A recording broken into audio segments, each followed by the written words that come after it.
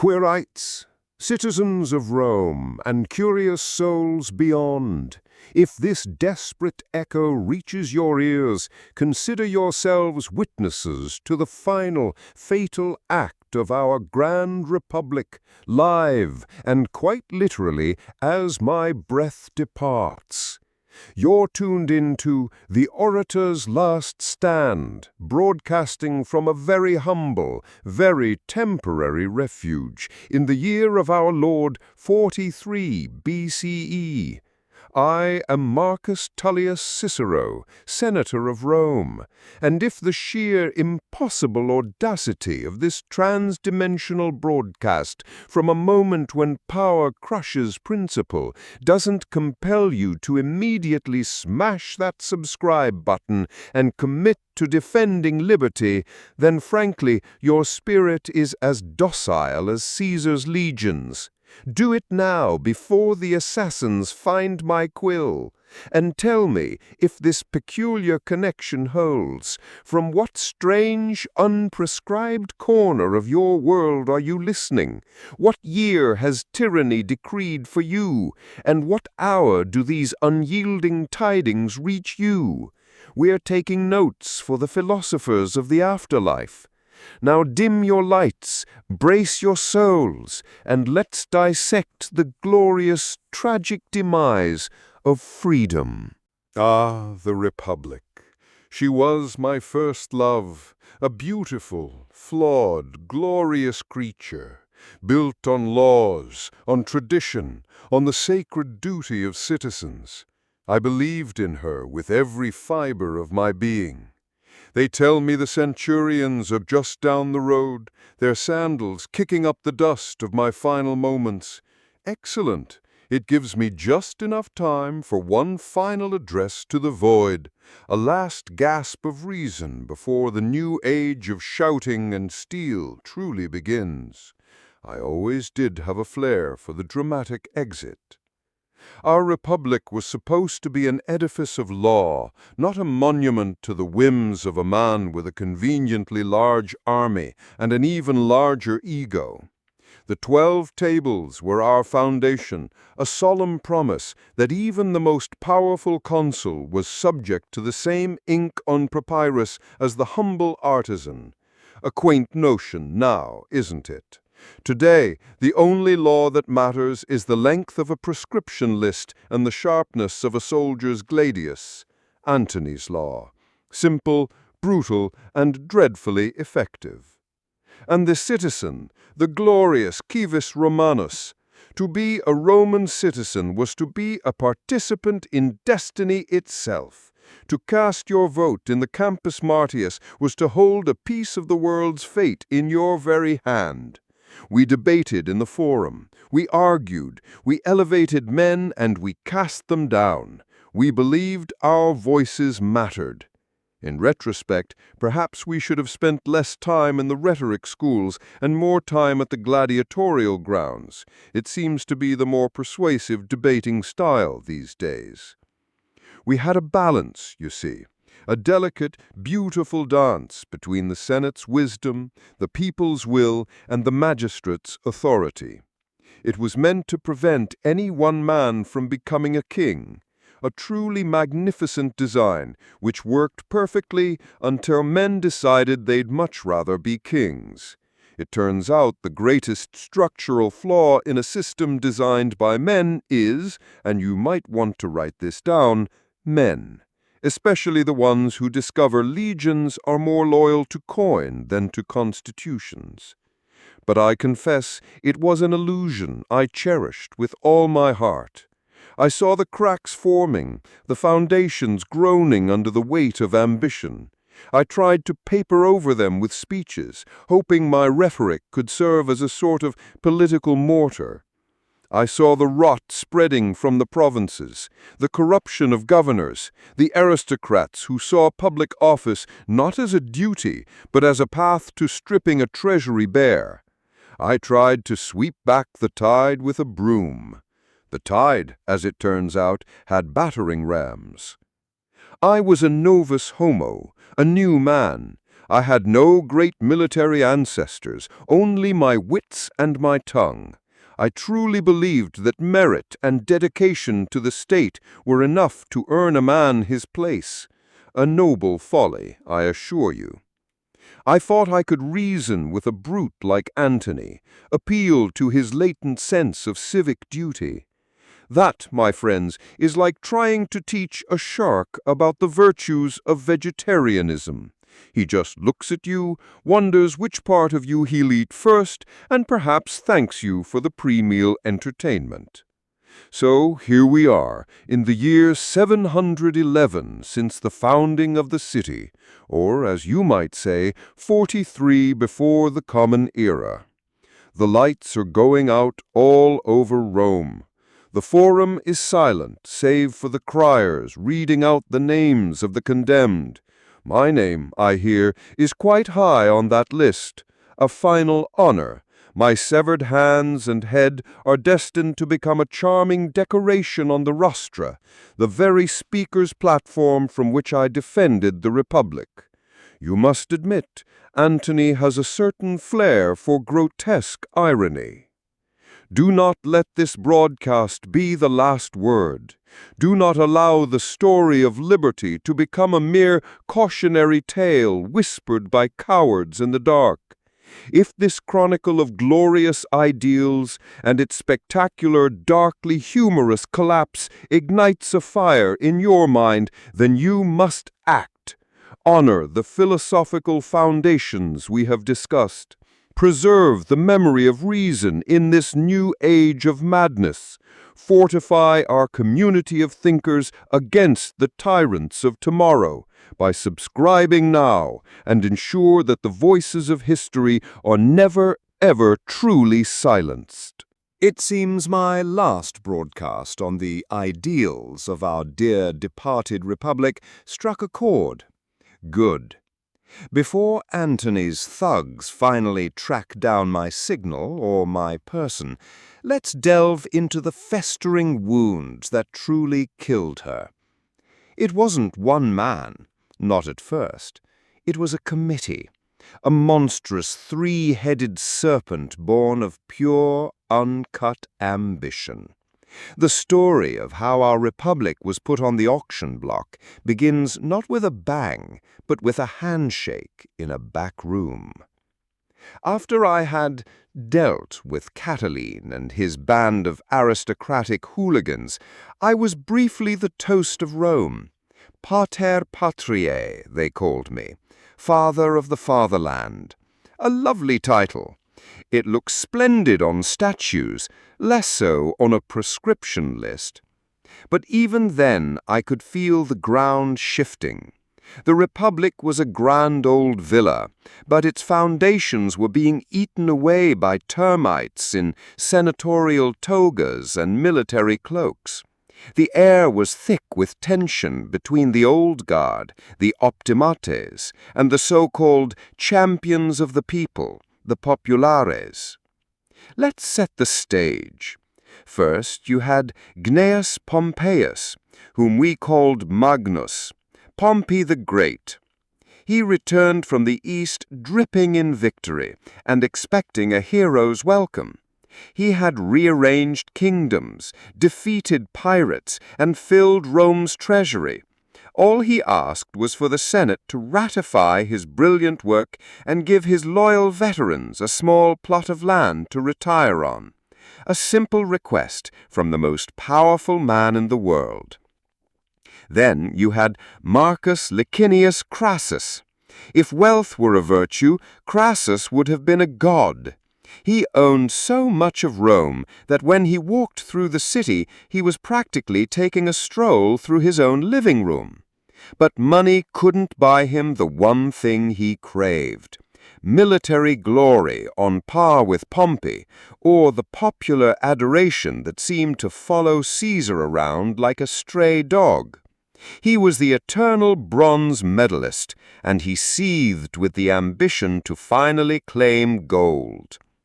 And then there was him, Gaius Julius Caesar, the charming, brilliant, deeply indebted nephew of Marius. When he spoke, you wanted to believe him. When he smiled, you felt the warmth of the sun.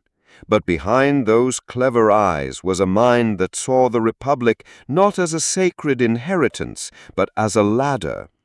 He returned from his governorship in Spain, eager for a consulship, the highest prize, and the long-term military command where a man could really make a name for himself, and a fortune. Mostly a fortune.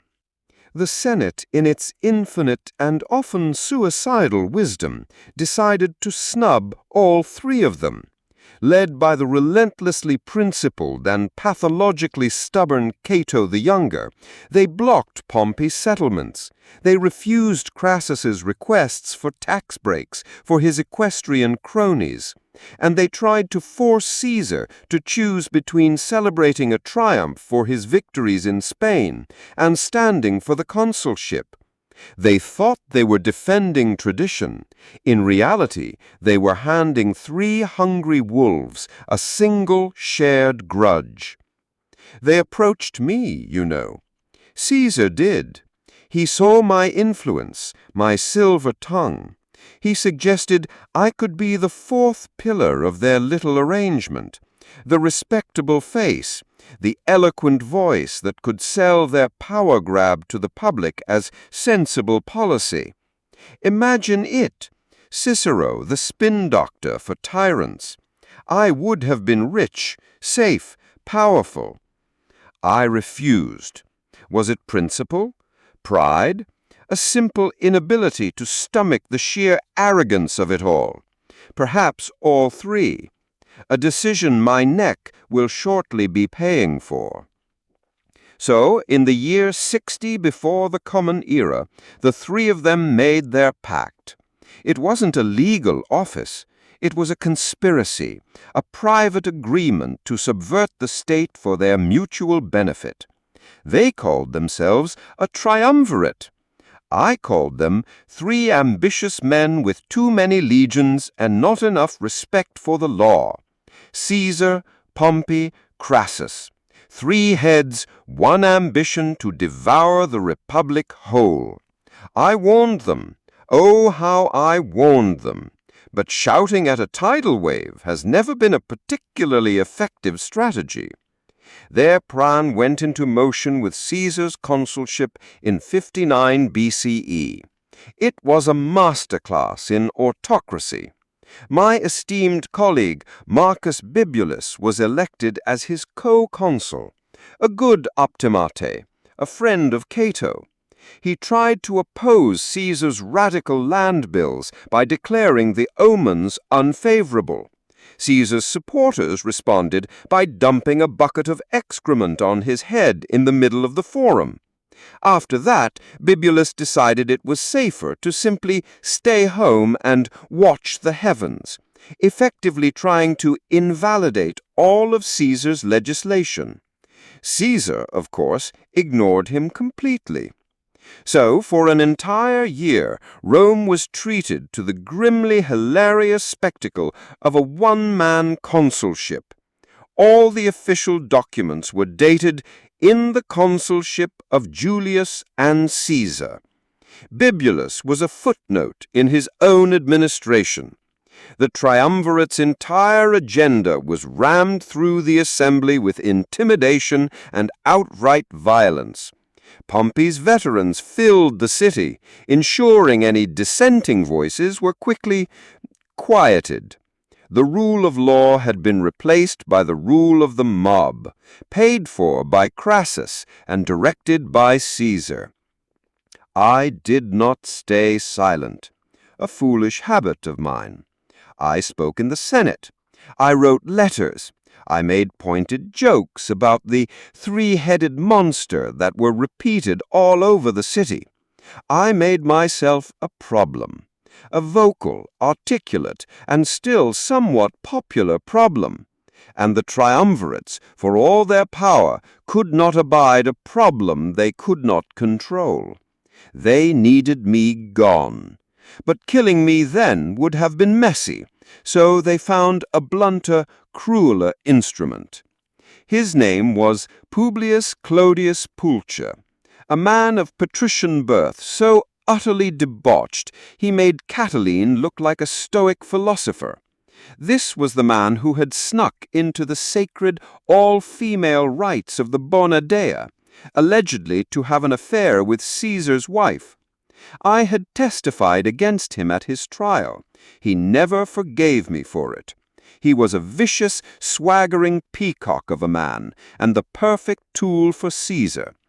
To destroy me, Clodius, a high-born patrician, had himself adopted into a plebeian family so he could run for tribune of the plebes, a ludicrous legal maneuver approved by Caesar in his capacity as Pontifex Maximus.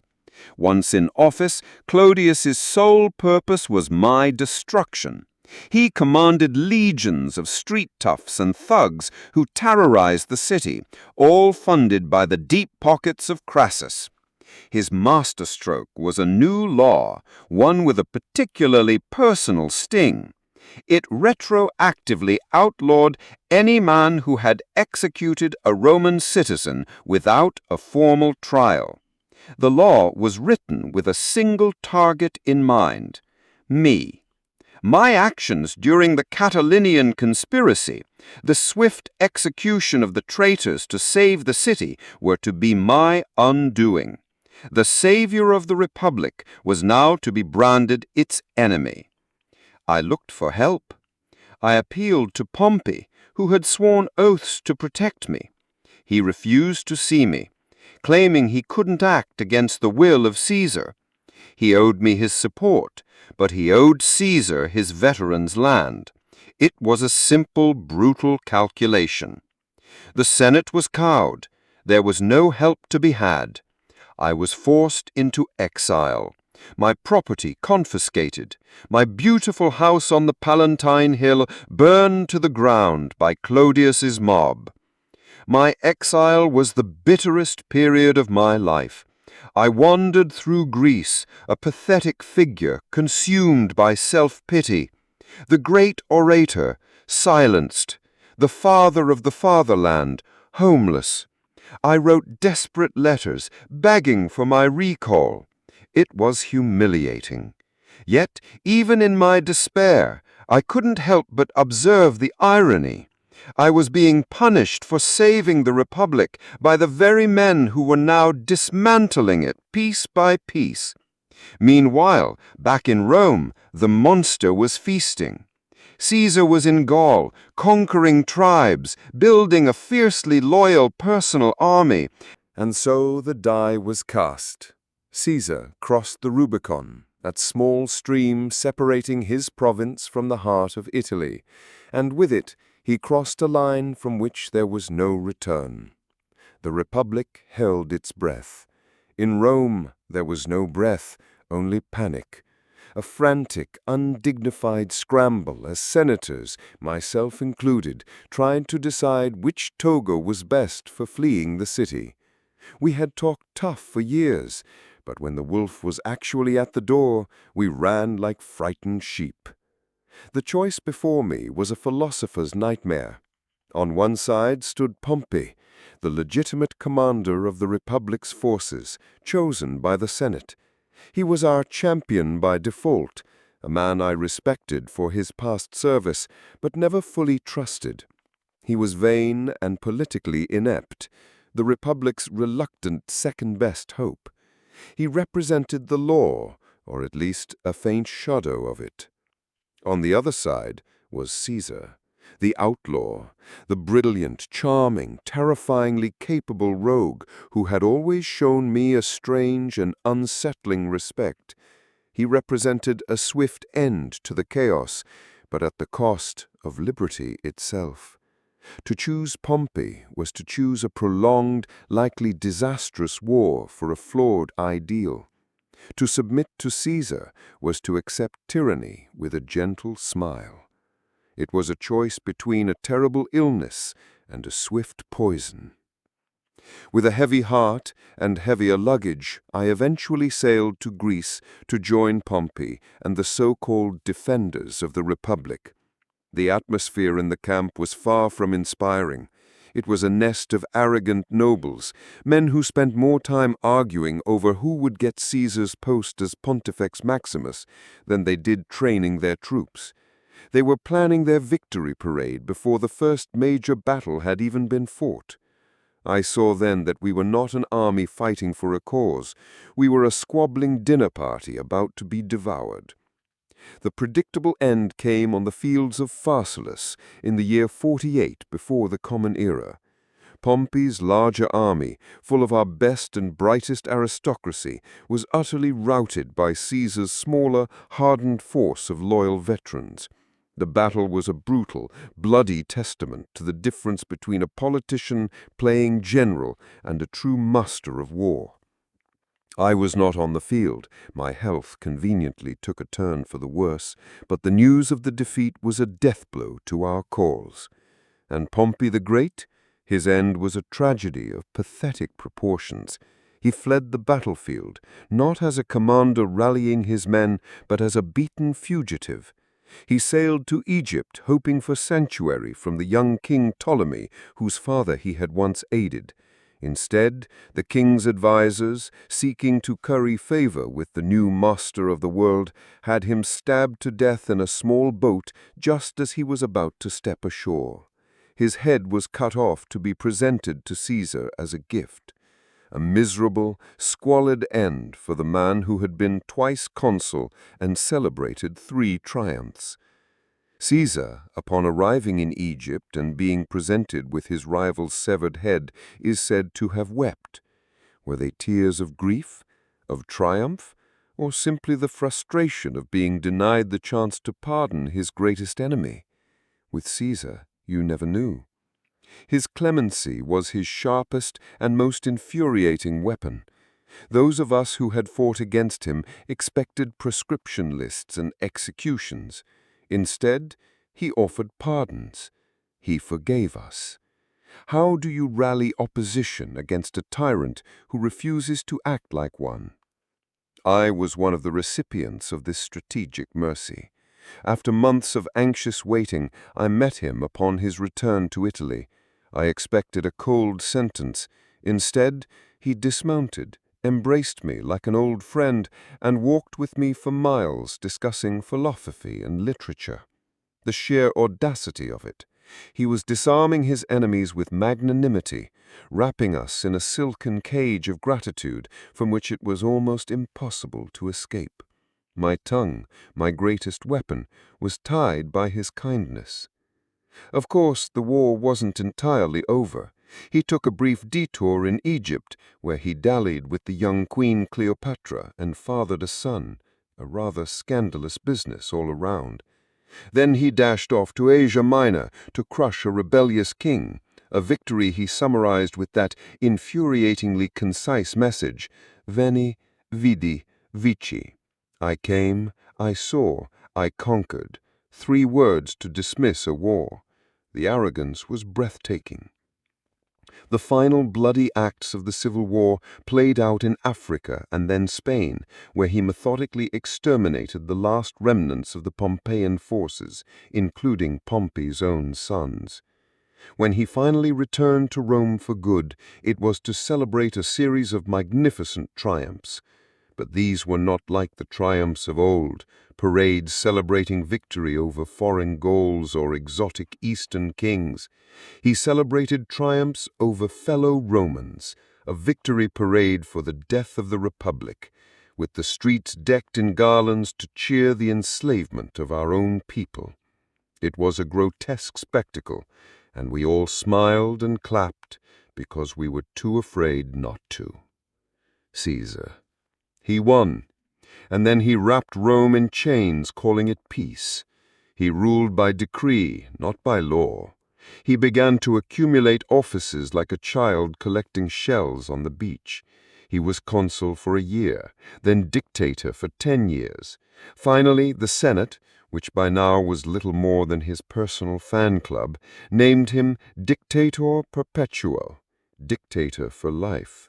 The final nail in the coffin of the Republic. I saw the tyrant in him. I had seen it for years. I spoke against the principle of it, if not the man himself. In my letters, in quiet conversations, I argued that no one man should hold such power. A very inconvenient truth for a man who enjoyed absolute power.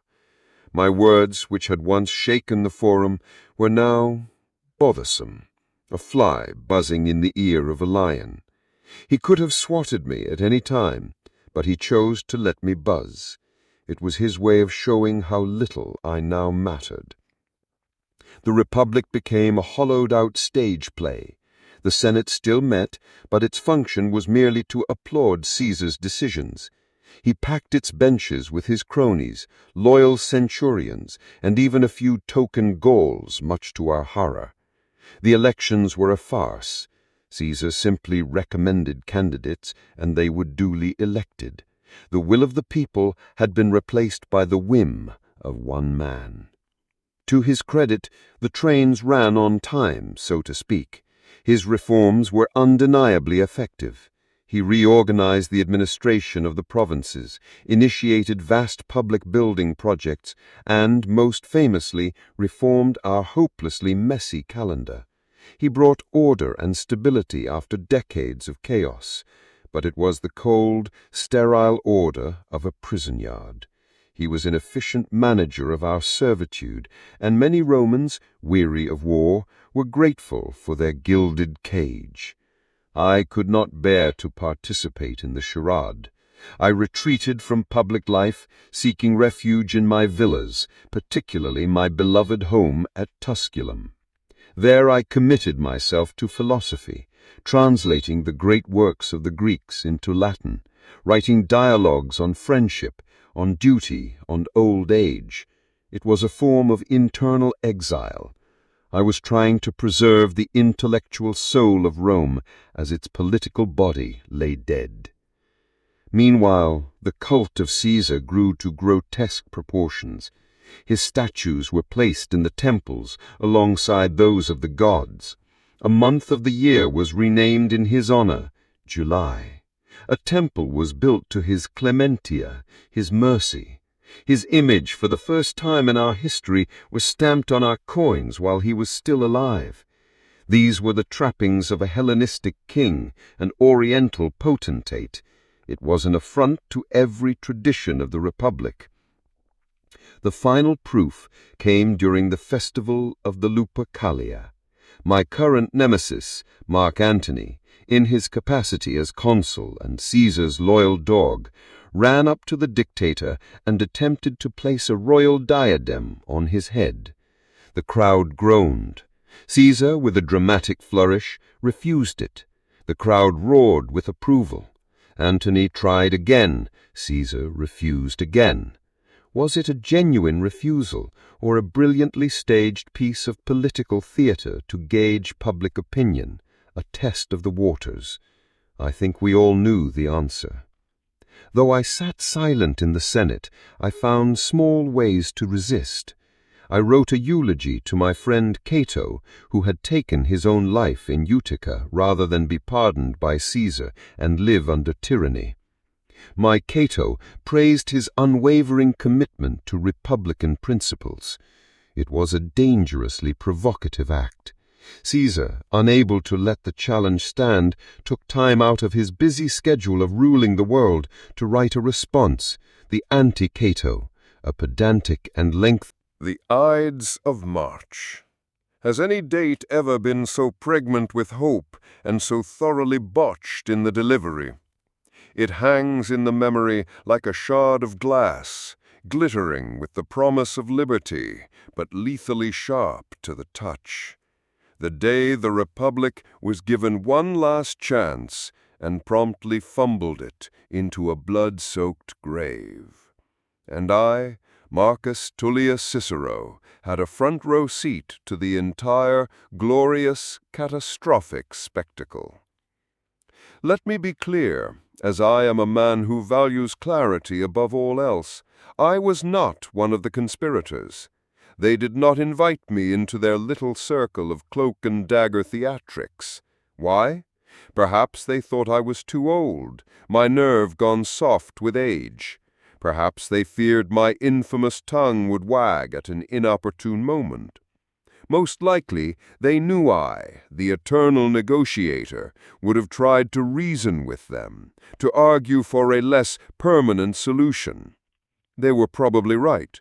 My weapon has always been the stylus, not the stiletto. Yet I knew something was coming. The air in Rome was thick with it. You could taste the tension in the wine, hear it in the whispers that skittered across the forum. Portents and omens were suddenly everywhere, or at least everyone was suddenly noticing them. Caesar himself was warned repeatedly, but the man believed so thoroughly in his own destiny that he thought himself immune to the laws of gods and men, a fatal arrogance. The architects of this desperate gambit were a study in contrasts. You had Marcus Junius Brutus, the Stoic philosopher, a man who seemed to live more in the pages of Plato than in the city of Rome. He was driven by the weight of his famous ancestor, who had expelled the last king of Rome centuries ago. He genuinely believed he was polishing the family name by committing a murder. Then there was Caius Cassius Longinus, a man with a lean and hungry look if I ever saw one. He was the pragmatist, the engine of the plot, driven by a bitter and personal hatred of Caesar's power. Brutus was the soul of the conspiracy. Cassius was its spine. In the days leading up to the Ides, my feelings were a turbulent mess of hope and dread. I yearned for the end of the dictatorship with every fiber of my being. The thought of the Senate once again being a chamber of debate rather than a hall of applause was a dream I scarcely dared to entertain. But I also feared the consequences. What if they failed? And what, by all the gods, would happen if they succeeded? Killing a king is one thing. Ruling after him is quite another. Then the day came, the 15th of March, in the year 44 before the Common Era. I was in my seat in the Senate, which was meeting that day in the theater of Pompey. The session was delayed. Caesar was late. There was a rumor his wife, Calpurna, had a nightmare and begged him not to go. He should have listened to her. When he finally arrived, looking as confident as ever, the conspirators surrounded him as if to present a petition. Then the daggers came out. It was a scene of pandemonium, a flurry of togas and desperate grunting violence. It was clumsy, brutal, and horribly intimate. Senators, my colleagues, men I had known for decades, swarming the most powerful man on earth. When it was over, Caesar lay dead, his body riddled with 23 wounds, his blood pooling at the base of a statue of his great rival Pompey. The universe has a taste for irony that borders on the perverse.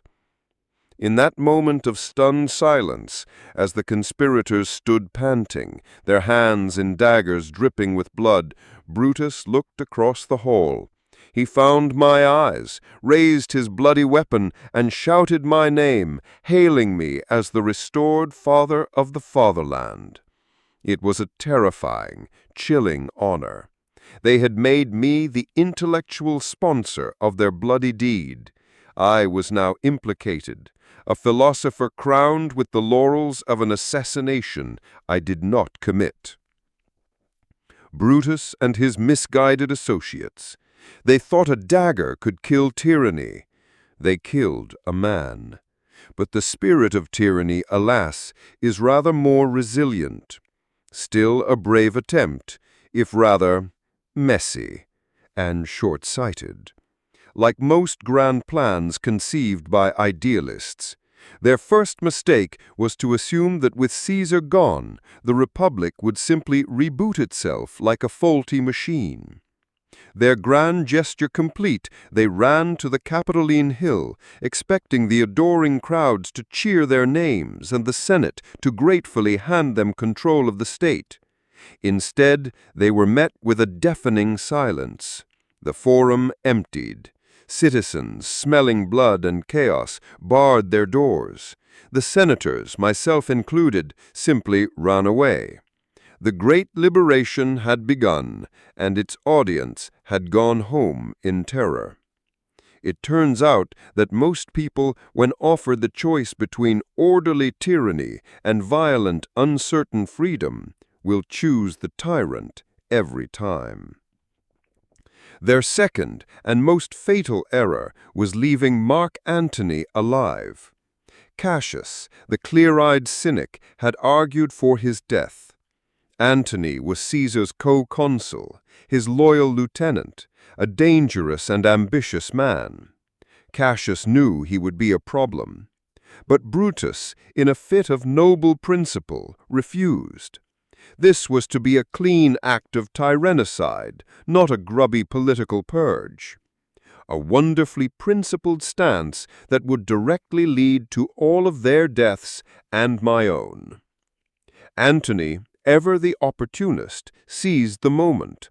He barricaded himself in his home and, most crucially, got his hands on Caesar's official papers and his last will and testament.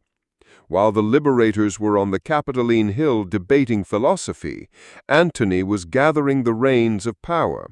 He cleverly feigned a desire for reconciliation, proposing a compromise in the Senate. The conspirators would be granted amnesty, and in return all of Caesar's acts would be ratified, and he would be given a public funeral. I tried to advise Brutus and the others.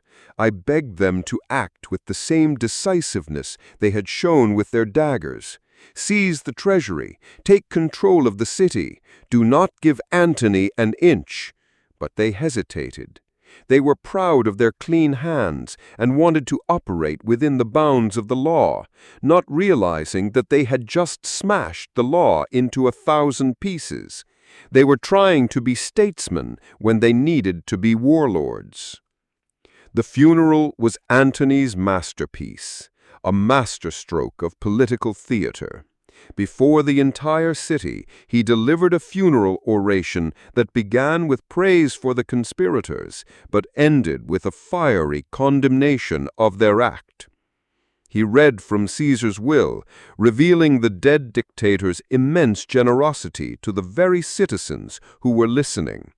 He left them his gardens as a public park and a gift of money to every man. Then came the grand finale. Antony strode over to the funeral bier and dramatically tore back the cloth covering Caesar's body. He held up the toga, stiff with blood, and pointed to every rip and tear, naming the man who made it. The crowd, which had been murmuring, erupted into a riotous mob. They grabbed torches from the pyre and stormed through the city, seeking to burn down the houses of the assassins. The so-called liberators were forced to flee for their lives. Their heroic restoration of the Republic had lasted less than a week. They had killed Caesar, but had been utterly defeated by his corpse. Their gambit had failed because they had misunderstood a fundamental truth.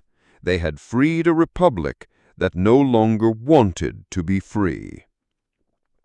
And just as the dust was settling, a new player entered the stage, a boy.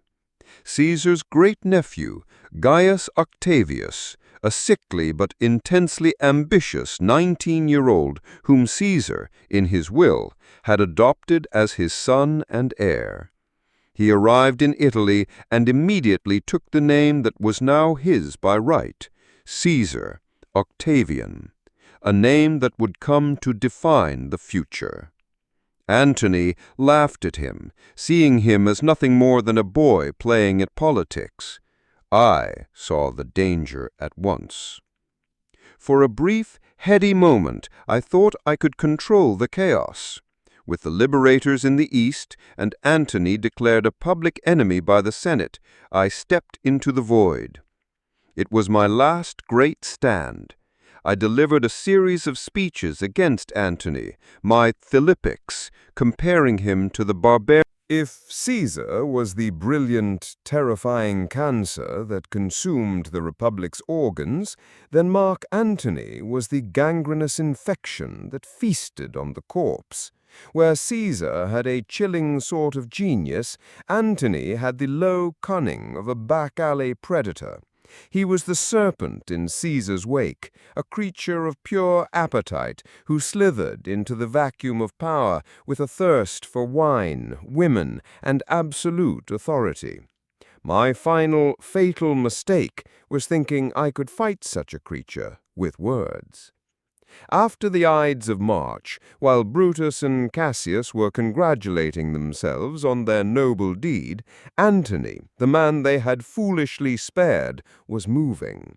He had been Caesar's co-consul, his master of horse, his most trusted brawler.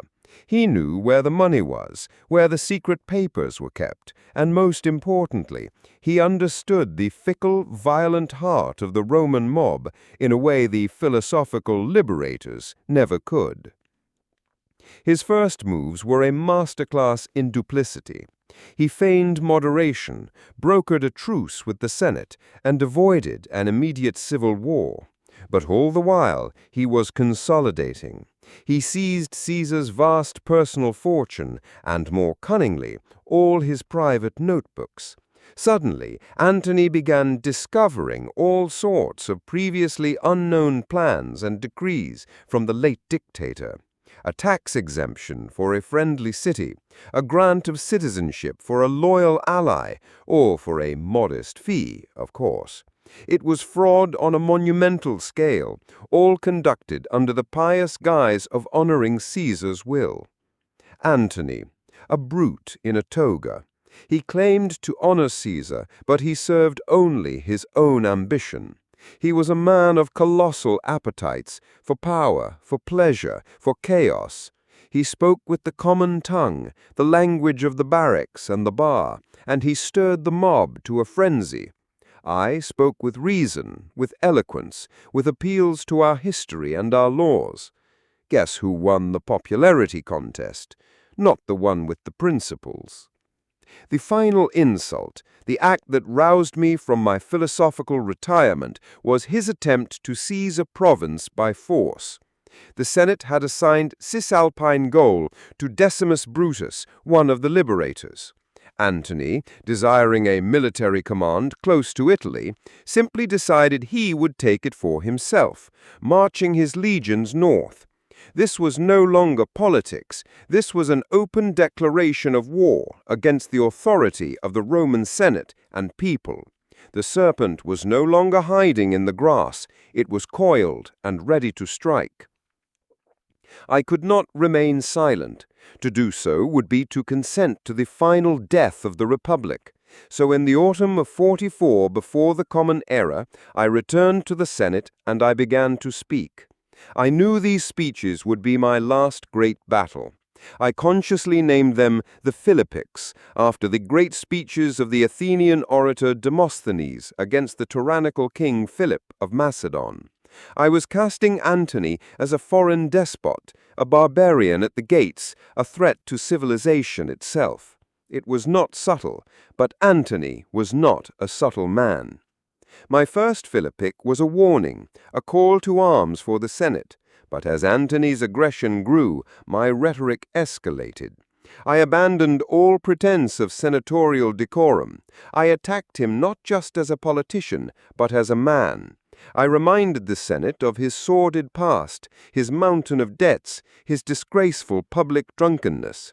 I painted a vivid picture of him vomiting cheap wine in a senator's Rome, of his scandalous affair with a common actress. I wanted Rome to see him not as Caesar's heir, but as a degenerate disgrace to his office.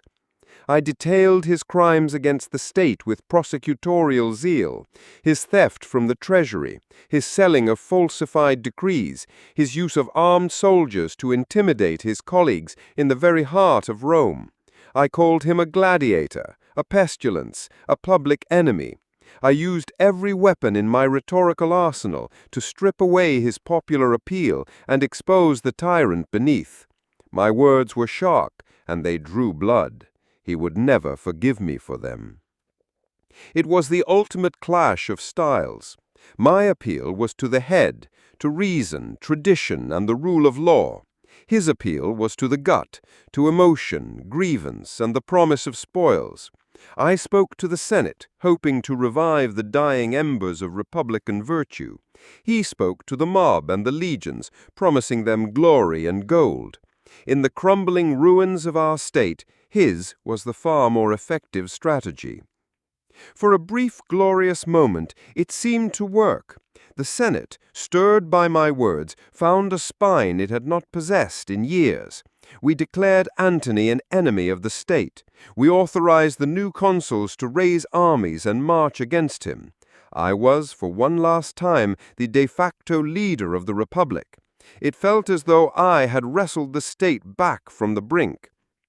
To fight Antony's legions, however, I needed a general with legions of his own. And there he was, the boy, Octavian, Caesar's heir. He had raised a private army from his adopted father's veterans, and he offered it to the Senate. I saw him as a tool, a convenient weapon. I praised him in the Senate. I had honors voted for him. I secured him legal command far beyond his years. I believed in my arrogance that I was the master puppeteer. In truth, I was simply sharpening the knife for my own executioner. Our coalition had its first great success at the Battle of Mutina. Antony was defeated, his siege was broken, and he was forced to flee in disarray across the Alps. The news reached Rome, and the city erupted in celebration. We had won, the Republic was saved. But the victory was hollow. Both of our consuls, the lawfully elected leaders of our armies, had been killed in the fighting. This left a vacuum that the boy was all too eager to fill. With the consuls dead, Octavian was now in sole command of a massive, victorious army, an army loyal to him, not to the Senate. I sent messages urging him to pursue Antony. Instead, he turned his army around and marched on Rome. He sent a delegation of centurions to the Senate to demand the consulship for himself.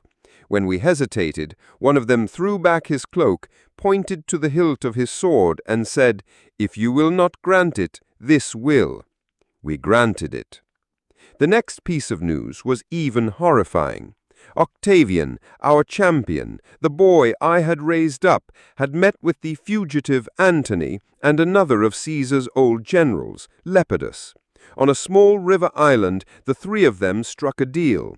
They formed a new triumvirate, an official 5-year dictatorship with the stated purpose of restoring the state. Its real purpose was to hunt down and exterminate their enemies. Their first act was to formalize murder. They published the proscription lists, long scrolls posted in the forum naming the men who were now outlaws. Anyone could kill them and claim a reward. Their property was forfeit to the state, which is to say, to the triumvirates. It was a reign of terror designed to silence all opposition and to fund their coming wars against Brutus and Cassius. There were hundreds of names on those lists, senators, equestrians, wealthy citizens. But I am told by reliable sources that the list had one name at the very top. My name.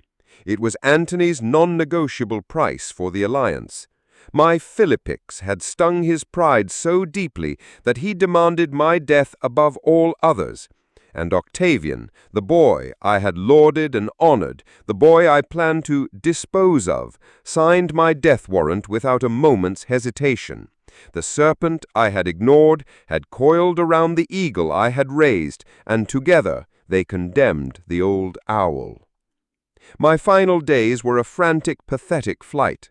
I fled my villa, making for the coast, hoping to take a ship and escape. But I was old and tired of running, tired of fighting a battle that had been lost long ago. When the soldiers finally caught up with my litter near the coast, my servants wanted to fight.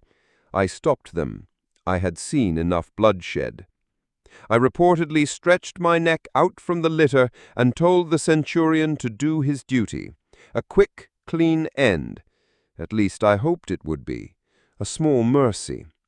I had fought the good fight. I had spoken truth to power. I had stood for the law against the mob. And for my trouble, my head and my hands, the head that had conceived the Philippics, and the hands that wrote them, would be nailed to the rostra in the Forum, the very speaker's platform from which I had tried to save the Republic. A final, typically unsubtle message from Antony. But he cannot silence me. Not truly. He can kill the man, but not the words. My speeches will survive him and his entire blood-soaked regime. They will stand as a testament, a warning to all future generations about what happens when men of principle fail to stop men of appetite. So it has come to this, my final broadcast before the static, before Antony's butchers arrive to collect their bounty.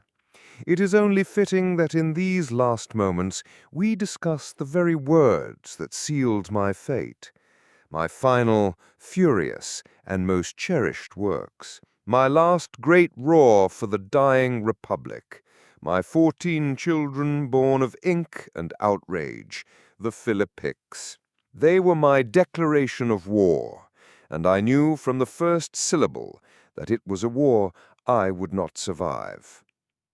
After the Ides of March, a profound weariness had settled in my bones. The liberators had traded one tyrant for chaos, and I saw Antony, Caesar's creature, slithering into the vacuum. My first instinct was to flee, to retreat to Athens and lose myself in philosophy, leaving the sinking ship of state to its fate. But as I sailed, I heard the news from Rome. Antony's abuses were growing more brazen by the day. He was ruling by fiat, brandishing falsified documents he claimed were Caesar's will. No one was standing against him. I turned my ship around. I could not abandon Rome. It was a choice born not of ambition, but of a grim and heavy sense of duty.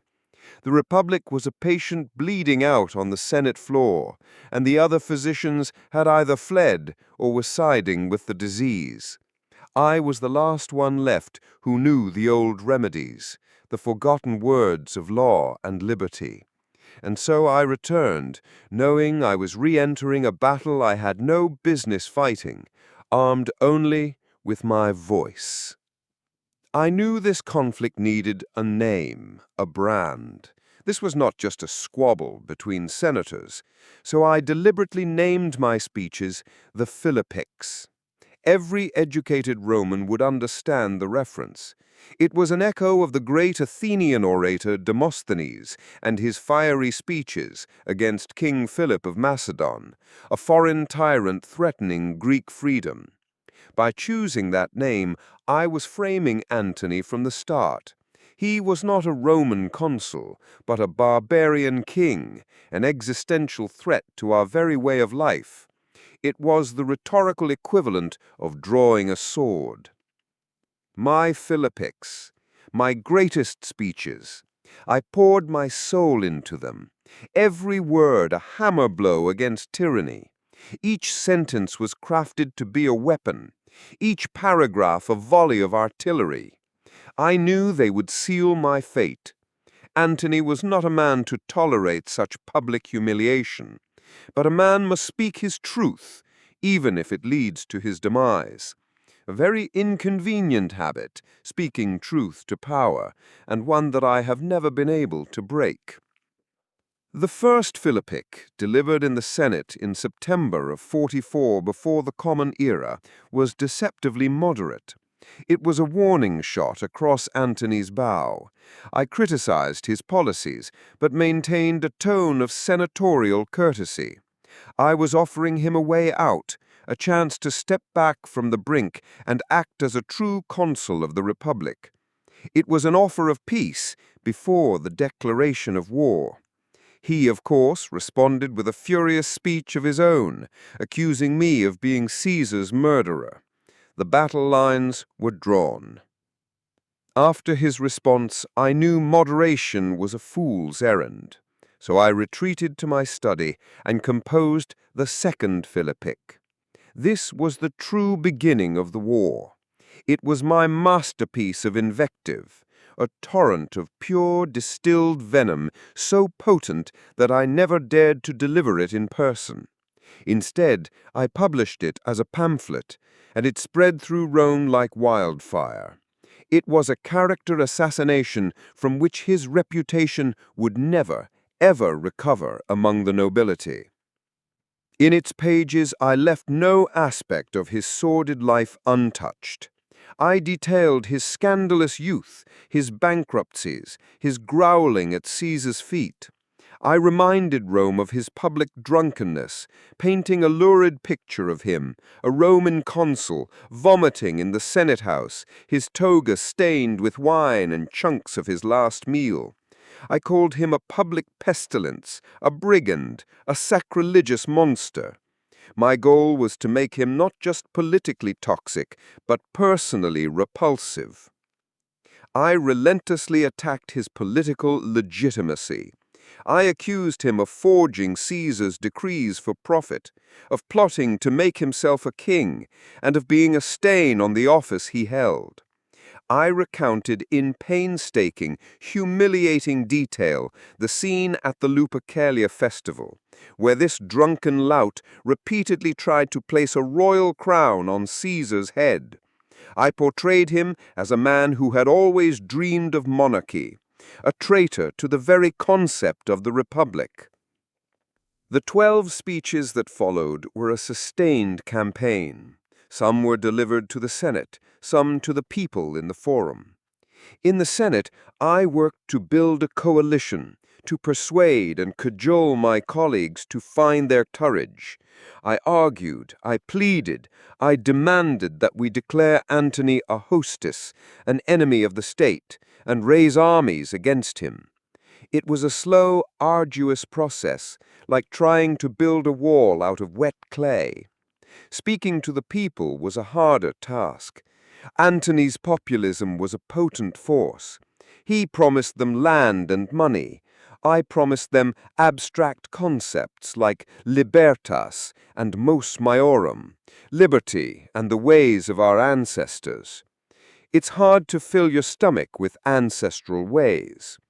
I tried to convince them that their freedom was at stake, that Antony was a tyrant in the making who would enslave them all. It was an uphill battle against a demagogue who knew exactly which buttons to press. For a brief, intoxicating period, my words seemed to triumph. The Senate, under my leadership, found its resolve. We declared Antony a public enemy. We authorized the raising of legions. We even entered into a formal alliance with the young Octavian, Caesar's heir, who had his own army of veterans. I felt a surge of hope I hadn't felt in years. It seemed my rhetoric, my last desperate roar, had actually saved Rome. But I was not naive. I knew the price of my defiance. With every speech I published, I felt the noose tightening. My friends begged me to soften my tone, to think of my family, of my own safety. But I was possessed by a righteous fury. To back down would be the ultimate betrayal of everything I had ever stood for. I had made my choice. My life was now secondary to the survival of the Republic. My words were my soldiers, and I was sending them on a suicide mission. The most cynical part of my strategy was the embrace of Octavian. I needed a sword to wield against Antony, and this cold, calculating boy had one, along with the most powerful name in Rome. In my speeches, I lauded him, proposed honors for him, and pushed the Senate to grant him military command. I called him a godsend, a heaven-sent protector. Privately, I knew I was nurturing another serpent, but I thought him the lesser of two evils, one I could control and discard later. A fatal miscalculation. The irony is almost too perfect for a tragedy. The very armies that were raised on the authority of my speeches, the very general I had promoted and praised, would become the instruments of my own doom. My Philippics had created the monster that would devour me. When the news of the Second Triumvirate, the pact between Antony, Octavian, and Lepidus came, I knew my time was up. And when I learned of the proscription lists, I knew my name would be on it. It was Antony's pound of flesh. He could not defeat me in debate, so he would defeat me with a blade. His revenge was horribly specific. He demanded not just my death, but that my head and my right hand be cut off and nailed to the rostra, the speaker's platform. He wanted to physically destroy the source of the words that had tormented him. He wanted to display the hand that wrote the Second Philippic as a grotesque warning to any who might dare to speak out in the future. So, were my speeches a failure? In the immediate sense, of course. They did not save the Republic. They did not stop the tide of tyranny. They led directly to my own violent death. A pragmatic man would call that a spectacular failure. But I am not a pragmatic man. I am a man of words, and words have a life beyond the fleeting moment of their creation. Antony will die. Octavian will die. Their entire bloody regime will one day turn to dust, but the Philippics will remain. They are the defiant roar of a free man in the face of a tyrant. They are the last will and testament. It is said that a man's last thoughts often turn to his greatest regrets. As I await the final, jarring interruption to my broadcast, my mind circles not around Antony, the predictable brute, but around the boy, the cold, quiet, calculating boy who was my final and most catastrophic political blunder. To be undone by a drunken thug like Antony is a tragedy. To be undone by a teenager you thought you could control, that is a farce. He arrived in Rome in the chaotic aftermath of Caesar's death, a spectre at the feast. Gaius Octavius, the dictator's great-nephew, a sickly, slight boy of 19 with no political experience and no reputation. He seemed a nobody. But he had two things of immense value: an inheritance of unimaginable wealth and a name. He immediately, audaciously claimed both, styling himself Gaius Julius Caesar Octavianus, Caesar's son. Mark Antony, who by then saw himself as Caesar's political heir, laughed at him. He treated him with contempt, refusing to hand over the money and property that was legally his. Antony saw a child playing at politics. He failed to see the viper coiled at his feet. That contempt was the first great gift Antony gave to Octavian, because it gave the boy a motive and an enemy. It defined his purpose. Octavian's first move was one of sheer unexpected brilliance. Since Antony was hoarding Caesar's official treasury, the boy used his own vast personal fortune to pay out the cash legacies that Caesar had promised to every citizen of Rome in his will. With one stroke, he outmaneuvered Antony, endeared himself to the people, and established himself as the true and dutiful heir. He wasn't just claiming the name, he was honoring the promises that came with it. It was a masterful stroke of public relations. Then came the legions. Caesar's veterans, loyal to the memory of their great commander, began to flock to the banner of his son. Octavian, with no legal authority whatsoever, soon found himself in command of a formidable private army. Suddenly, the political chessboard was overturned. An unknown, illegal player had entered the game with a queen and several castles, and the rest of us were forced to react to him. And I reacted, I did. I saw in this boy a weapon, a dangerous, unpredictable weapon, to be sure, but a weapon nonetheless. My primary target, the most immediate threat to the Republic, was Antony. Antony had legions and was acting like a warlord. The state had no reliable army to counter him. But this boy, this Caesar, had an army, and more importantly, he had a burning grudge against Antony. The enemy of my enemy, as the old foolish saying goes, is my friend. Octavian. A boy, barely. I thought I could guide him, use him against Antony. A grave miscalculation. He had the name of Caesar, the fortune of Caesar, and as I would learn too late, the ambition of Caesar, distilled into a form that was colder, sharper, and more utterly devoid of sentiment than any man I had ever met. He was a viper in a youth's skin. My last political blunder, perhaps, my most definitive. And so I made my great, fatal gamble. I would legitimize the boy. I would take his illegal private army and, through the authority of the Senate, make it a legal instrument of the state. I would aim him like a javelin at Antony's heart. Once Antony was broken, the boy, I reasoned, would be a hero, but one who owed his position entirely to me and the Senate. We could then thank him, honor him, and gently push him aside. I threw my full weight behind him in the Senate. My Philippics not only damned Antony, but praised Octavian. I argued that this heaven-sent youth should be granted imperium, the legal authority to command troops. I pushed for the Senate to give him the rank of a senator. I made this private adventurer into a public general. I was creating a monster, believing I could keep it on a leash. I even said it aloud in a phrase that will surely be carved on my tombstone as an epitaph for my own stupidity.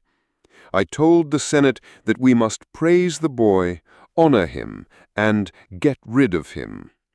The final verb, tollendum, was a clever, dangerous ambiguity. It could mean to lift up or to eliminate. I, of course, meant it in the latter sense. I have no doubt that he understood my meaning perfectly. He simply disagreed on who would be getting rid of whom. The Senate, terrified of Antony, agreed to my plan. They declared Antony a public enemy and dispatched the year's 2 consuls, along with my newly minted boy general, to relieve the siege of Mutina, where another of the liberators was trapped. In my mind, I was the puppet master, the elder statesman directing all the pieces on the board. I had never felt more in control. I had never been more wrong. The battle at Mutina was a victory for our side. Antony was defeated and driven into a panicked retreat across the Alps. The news sent Rome into a state of euphoria.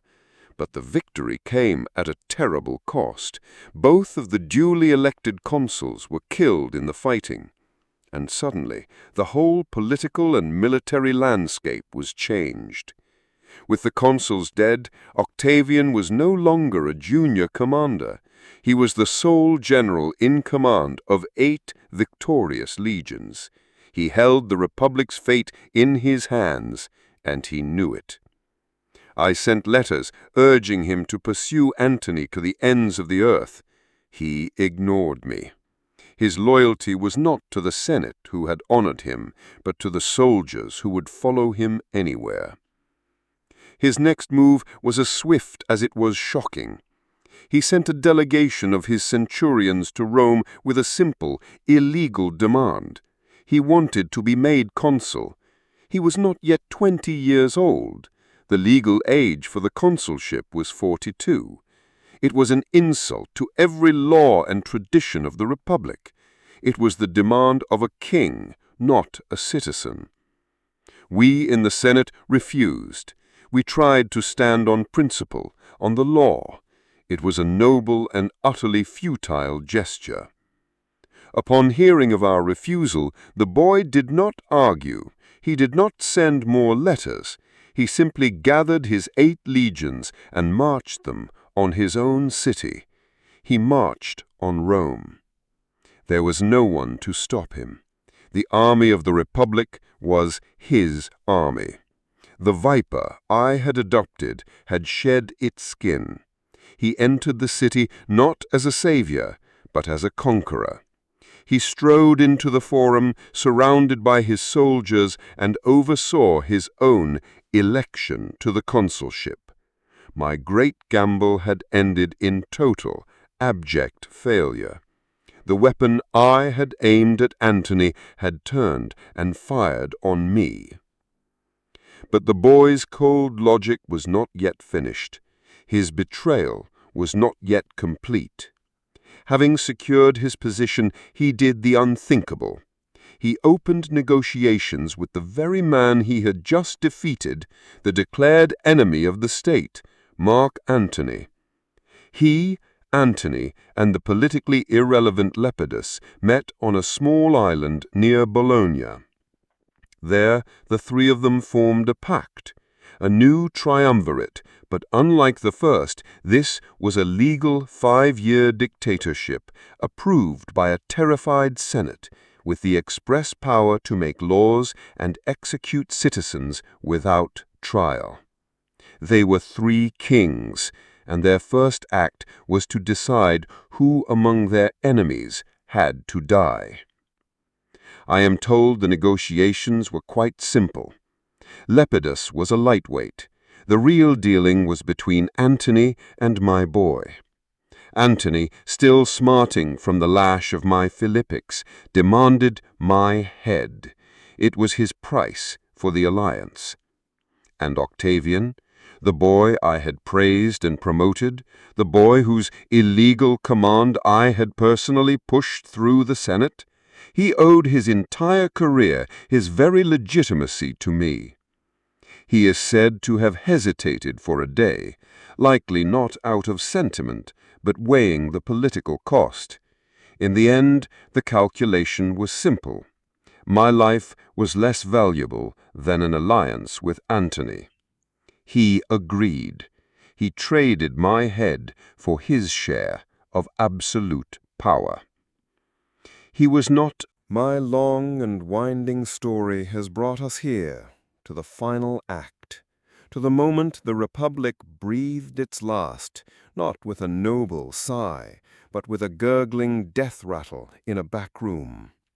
Caesar's death created a vacuum. Antony and Octavian's rivalry created chaos.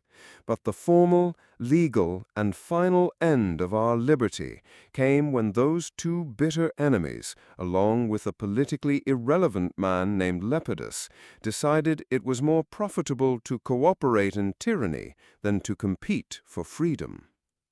They met near Bologna in the year 43 before the Common Era. Not in a Senate house or a temple, but on a small, dreary island in the middle of a river, a suitably grim location for the crime they were about to commit.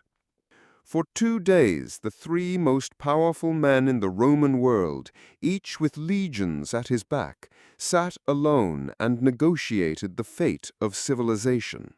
One can only imagine the atmosphere, thick with suspicion, hatred, and the cold calculus of power. What emerged from that island was not the informal backroom deal of the First Triumvirate. This was something far more sinister. They had a law drafted, the Lex Titia, which appointed the 3 of them as triumvirs for the restoration of the Republic. The title itself was a masterpiece of Orwellian cynicism. They were not restoring the Republic, they were conducting its autopsy. The law granted them supreme authority for 5 years, a legal dictatorship that superseded all other magistracies. Their powers were absolute. They could make laws without consulting the Senate or the people. They could sit in judgment and execute citizens without trial or appeal. They divided the western provinces of the empire between them as if it were a private estate. Antony took Gaul, Lepidus was given Spain, and the boy, Octavian, received Africa and Sicily. They were gangsters dividing up their turf, and the Roman world was their territory. But before they could march east to deal with Brutus and Cassius, they had 2 pressing problems. First, they were broke, and their combined armies numbered close to 40 legions, all of whom expected to be paid. Second, their rear was not secure. The Senate, though cowed, was still filled with men who despised them. They needed money, and they needed to eliminate all political opposition in one swift, brutal stroke. The solution to both problems was an old one, dusted off and perfected into a new instrument of terror, the proscriptions. They formed a triumvirate, 3 tyrants carving up Rome like a pig for slaughter, and their first act, a list, a very long list, of enemies, of senators, of wealthy equestrians, of anyone who had ever spoken against them, or who simply had an estate they coveted. It was a very efficient way of cleaning house, you see, a bloody, horrific house cleaning that would wash the floors of the Senate with the blood of its members. Let me explain what a proscription truly means. It is not merely a death warrant. It is the systematic annihilation of a man's existence. When your name appeared on that list, posted for all to see in the forum, you became an outlaw. Your life was forfeit. Anyone could kill you and claim a handsome reward paid from your own confiscated fortune. Your sons and grandsons were barred from holding public office forever. It was a weapon designed not just to kill a man, but to erase his family from Roman life.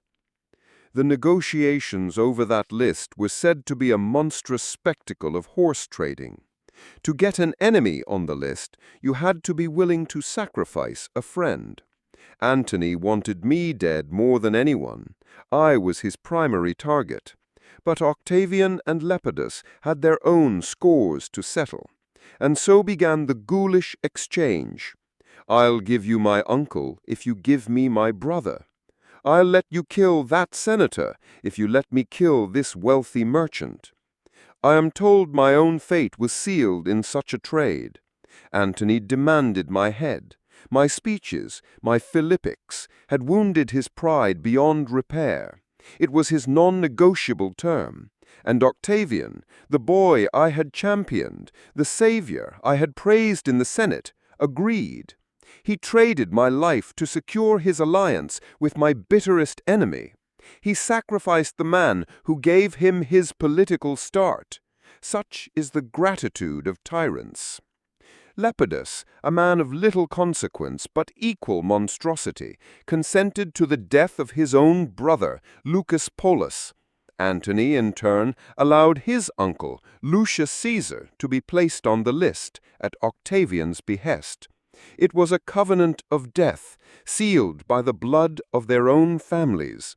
They were demonstrating to all Rome that no one, no matter how close or powerful, was safe. If they would kill their own kin, what hope did a mere political opponent have? When the first list was posted in the forum, a wave of terror washed over the city. It began with 17 names, but soon grew to 130 and over 2,000 equestrians. Panic gripped Rome. Husbands were betrayed by wives, fathers by sons, masters by slaves. There was nowhere to run, nowhere to hide. Bounty hunters, colloquially known as headhunters, stalked the streets, eager for their reward.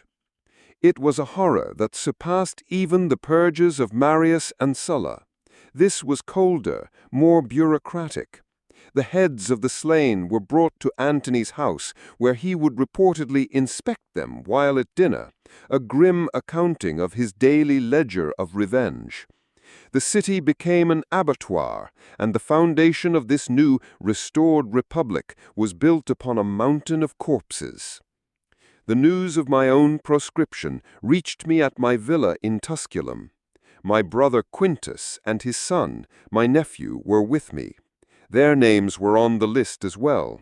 We decided to split up to improve our chances, a futile hope. They were caught and killed in Rome, hiding out, betrayed by servants. I made for the coast, hoping to take a ship, any ship, to Macedonia to join Brutus. But I was old. I was 63 years old and weary to my very soul. The sea was rough. My attempts to flee were half-hearted. I felt pursued not just by Antony's soldiers, but by fate itself. There was no refuge left in a world ruled by such men. To live as a fugitive, dependent on the goodwill of others, seemed a fate worse than death. I had lived as a free Roman, and I would not die as a beggar. So I ordered my litter-bearers to take me to my villa at Formia, on the coast. I was resolved to meet my end in the country I had, however ineptly, tried to save. The soldiers found me there on the 7th of December, 43 before the Common Era. My loyal servants wanted to fight them off, but I forbade it. I had seen enough of Romans killing Romans. I calmly stretched my neck out of the litter, exposing it to the blade of the centurion. My last words, they say, were, "There is nothing proper about what you are doing, soldier, but try to kill me properly." A final pedantic appeal for competence from a dying philosopher. I doubt he appreciated the sentiment. My head and my hands, the head that conceived the Philippics, and the hands that wrote them, were taken back to Rome. Antony ordered them to be nailed to the rostra, the speaker's platform in the forum. It was a message to all Rome. This is what happens to those who speak against us. This is the fate of eloquence in an age of steel. I am told that Antony's wife, Funvia, a woman of legendary vindictiveness, visited my severed head on the rostra. She took the hairpins from her hair and viciously stabbed them through my dead tongue as a final act of revenge for the words I had used to denounce her husband. A fittingly grotesque end to a grotesque chapter of our history. This was the triumvirate's great restoration, a government founded on terror, financed by theft, and sanctified by the blood of its citizens. They systematically murdered the generation of senators who still remembered what the Republic was supposed to be. They silenced every voice of opposition. And it worked. They amassed a vast fortune, enough to pay their 43 legions. They eliminated any threat to their power in Italy. They were now free to march east and destroy the last vestiges of the Republican cause at Philippi. The covenant of death was a resounding success. So here we are, at the end of the story. The Republic is a corpse, and the vultures are feasting. My own broadcast signal is fading. We have spoken of tyranny in the abstract, of political maneuvers and grand strategies. Now we must speak of the thing itself, in its grimiest, most terrifying form. We must speak of the list.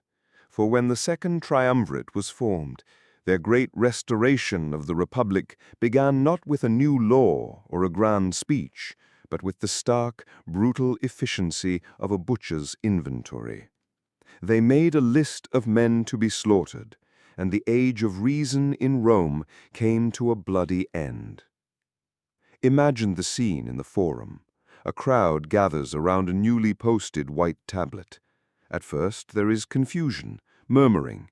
Then a man reads a name aloud, and a gasp ripples through the onlookers. Another name, a senator, a wealthy knight, a former consul. The murmuring turns to panic as the reality sinks in. This is not a list of honors. It is a list of the dead who are still walking. This is the proscription. The terms were diabolically simple. If your name was on that list, you were no longer a citizen. You were no longer even a person. You were an outlaw, and your life was forfeit. A handsome reward of 100,000 sesterces was offered to any free man who brought in the head of a proscribed man. A lesser sum, but with the promise of freedom, was offered to any slave who killed his proscribed master. They had monetized murder and weaponized betrayal. A chilling new economy was born overnight. The city filled with soldiers and common thugs, their eyes gleaming with avarice. They were the bounty hunters, the headhunters, stalking their human prey through the streets and alleys of Rome. Old grudges were settled with a quick dagger and a trip to Antony's house to collect the reward. Debts were cancelled by delivering the head of your creditor. It was a reign of terror fueled by greed. The very fabric of our society dissolved in a tide of paranoia. Who could you trust? Your neighbor, who knew the layout of your house? Your tenants, who coveted your property? Your own servants, who could win their freedom with your life? Sons betrayed fathers, wives betrayed husbands. The most sacred bonds of family and friendship were put on the auction block, and the price was a severed head. This was the new Roman virtue. The news, of course, traveled fast.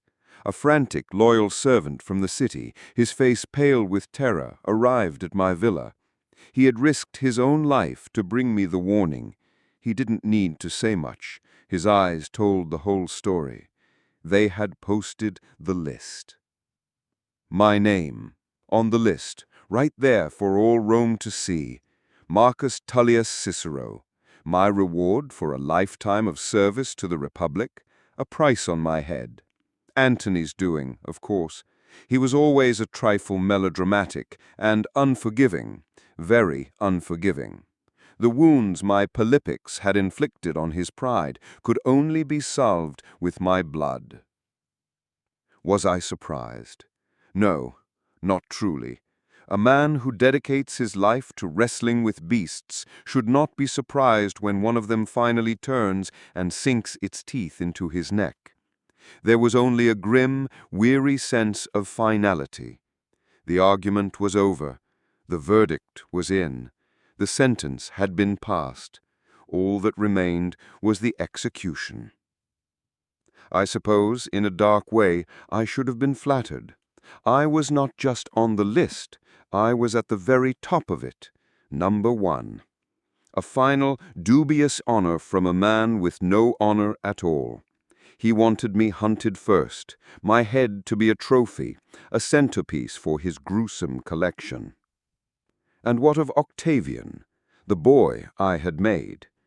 I can picture him in that dark room, trading names with his new allies. Did he even flinch when Antony demanded my death?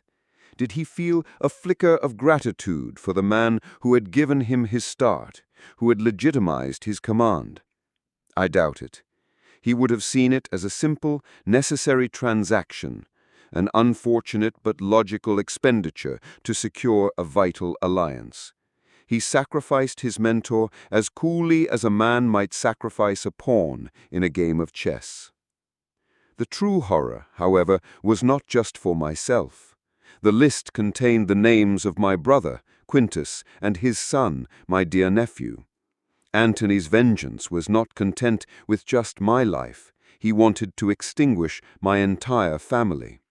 We were a house condemned, 3 generations of Ciceros hunted like animals.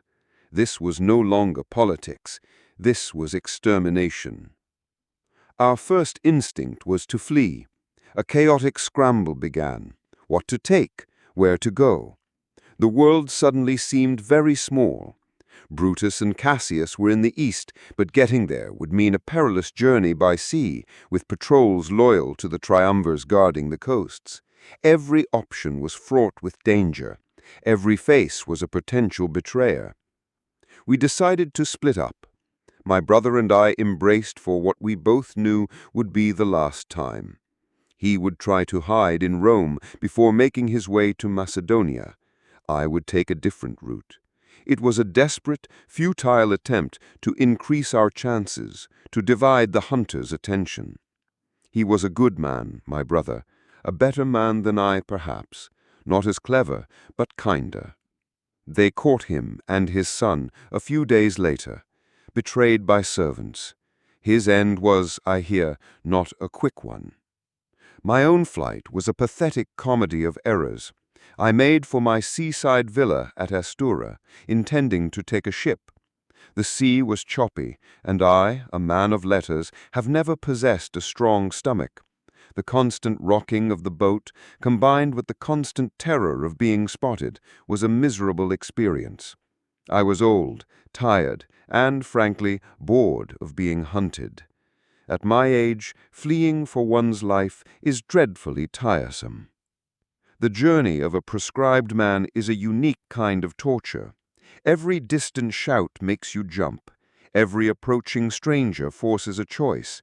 Are they a friend, a foe, or worst of all, an opportunist? The stories were already spreading. A former praetor found hiding in a well. A senator suffocated in a steam bath by bounty hunters. A wealthy knight who paid a friend a fortune to hide him, only for the friend to kill him and claim the bounty as well. I was weary of it all.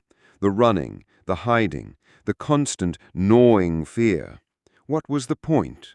To live a few more months as a frightened fugitive, skulking in the shadows of a world I no longer recognized? A world where my name, the name of a pater patria, was nothing more than an entry on a killer's ledger. I made a decision. I ordered my servants to turn back to the coast, to my villa at Formiae. If I was to die, I would die on my own land, in a place I loved. A man should have a sense of decorum, even in his own murder. I would not be caught cowering in a ditch. The end, I know, is near. Even as I transmit this final message, I can hear the telltale sounds of approaching soldiers, the heavy tread of their sandals on the gravel path. They are coming to collect their prize. They are coming to silence the voice that dared to speak against their masters. But a man is more than his life. He is his choices, and my choice is to meet them on my feet. My final act of defiance will be to deny them the satisfaction of seeing me afraid. I have lived my life by the power of words, and I will not end it with a whimper.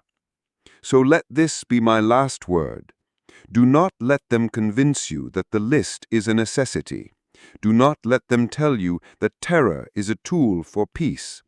The state that can declare one man an outlaw can declare any man an outlaw. The line between citizen and target is erased by a single decree. Support this flight from assassins, not just for me, but for the principle that no man's life should be forfeit without judgment. Subscribe to this channel. Keep this story alive. Let it be a lesson, a warning, a desperate plea from the past. Remember us. Remember what was lost. Do it now, before the broadcast ends for good. We have discussed the sentence. Now let us discuss the grim comedy of the escape. Once my name was posted on that dreadful list in the Forum, the instinct for survival, that most primal and undignified of urges, took over. The grand statesman, the father of the fatherland, was suddenly reduced to a common fugitive. The first order of business for a condemned man is, naturally, to run. The plan, hatched in a flurry of panic and hushed whispers, was simple enough on papyrus. My loyal servants would convey me to my seaside villa at Astura. From there we would find a ship, any ship, and make for the coast of Macedonia, where Brutus and Cassius were gathering the last remnants of the Republican forces. A straightforward proposition. Escape, regroup, continue the fight. It all sounded terribly heroic. The reality was, of course, a farce. Imagine me, Marcus Tullius Cicero, a man whose greatest physical exertion usually involved gesticulating wildly during a speech, preparing for a life on the run. There was the absurd business of packing. What does a philosopher pack for his own frantic flight from assassins? A change of toga? A few scrolls of Plato to read while hiding in a ditch? The entire endeavor felt like a poorly staged play.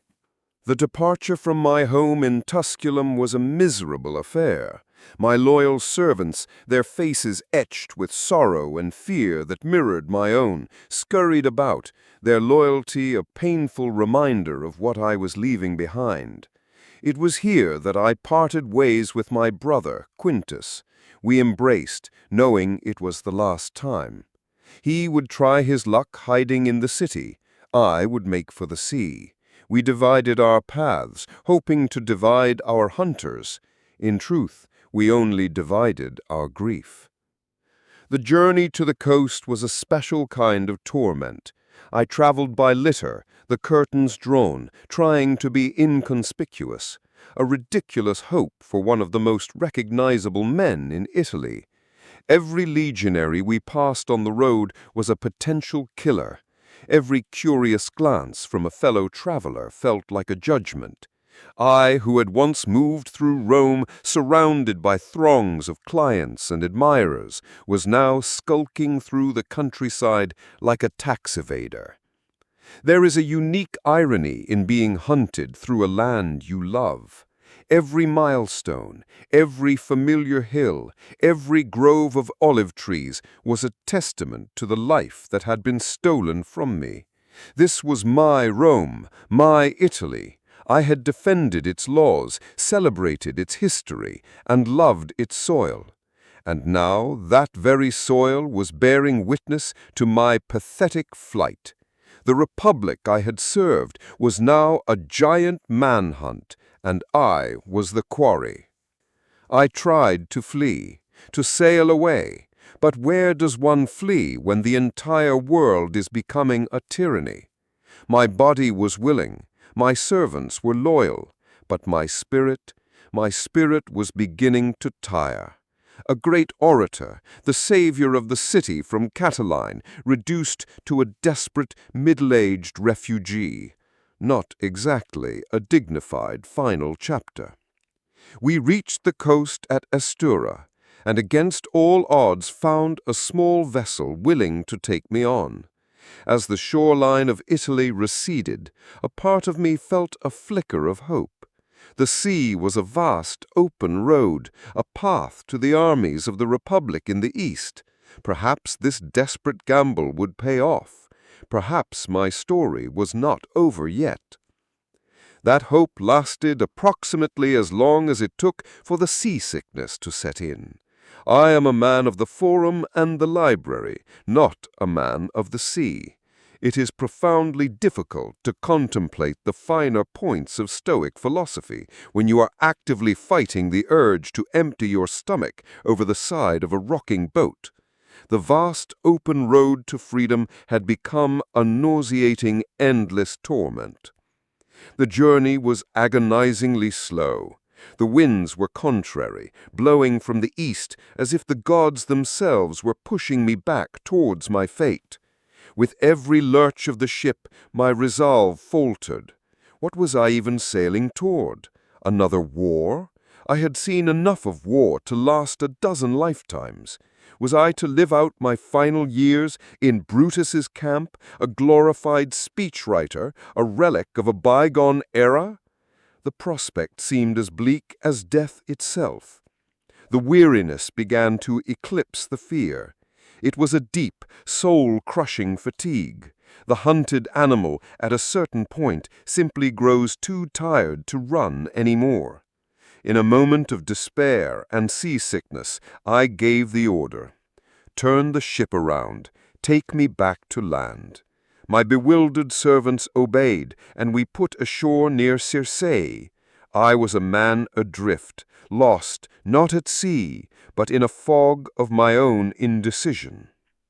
Once on solid ground, my mind, that eternal traitor, began to race through other equally terrible options. For a moment, I entertained a truly dramatic thought. What if I returned to Rome? I could walk into my old house on the Palatine Hill, the one Antony now occupied, and kill myself there. A grand, theatrical gesture of defiance. A grand exit. But to what end?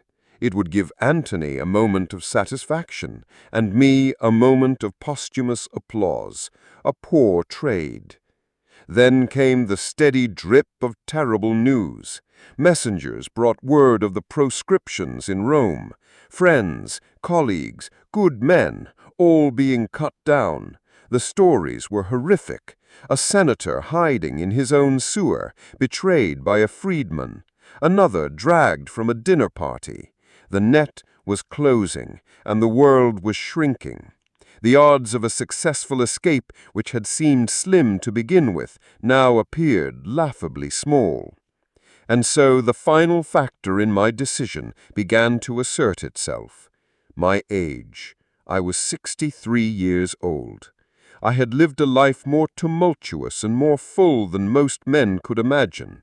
The energy required to be a fugitive, the constant vigilance, the sleeping in strange beds, the gnawing unity is a young man's game. I simply did not have the strength for it anymore. The will to live was being slowly eroded by the sheer exhaustion of trying to do so.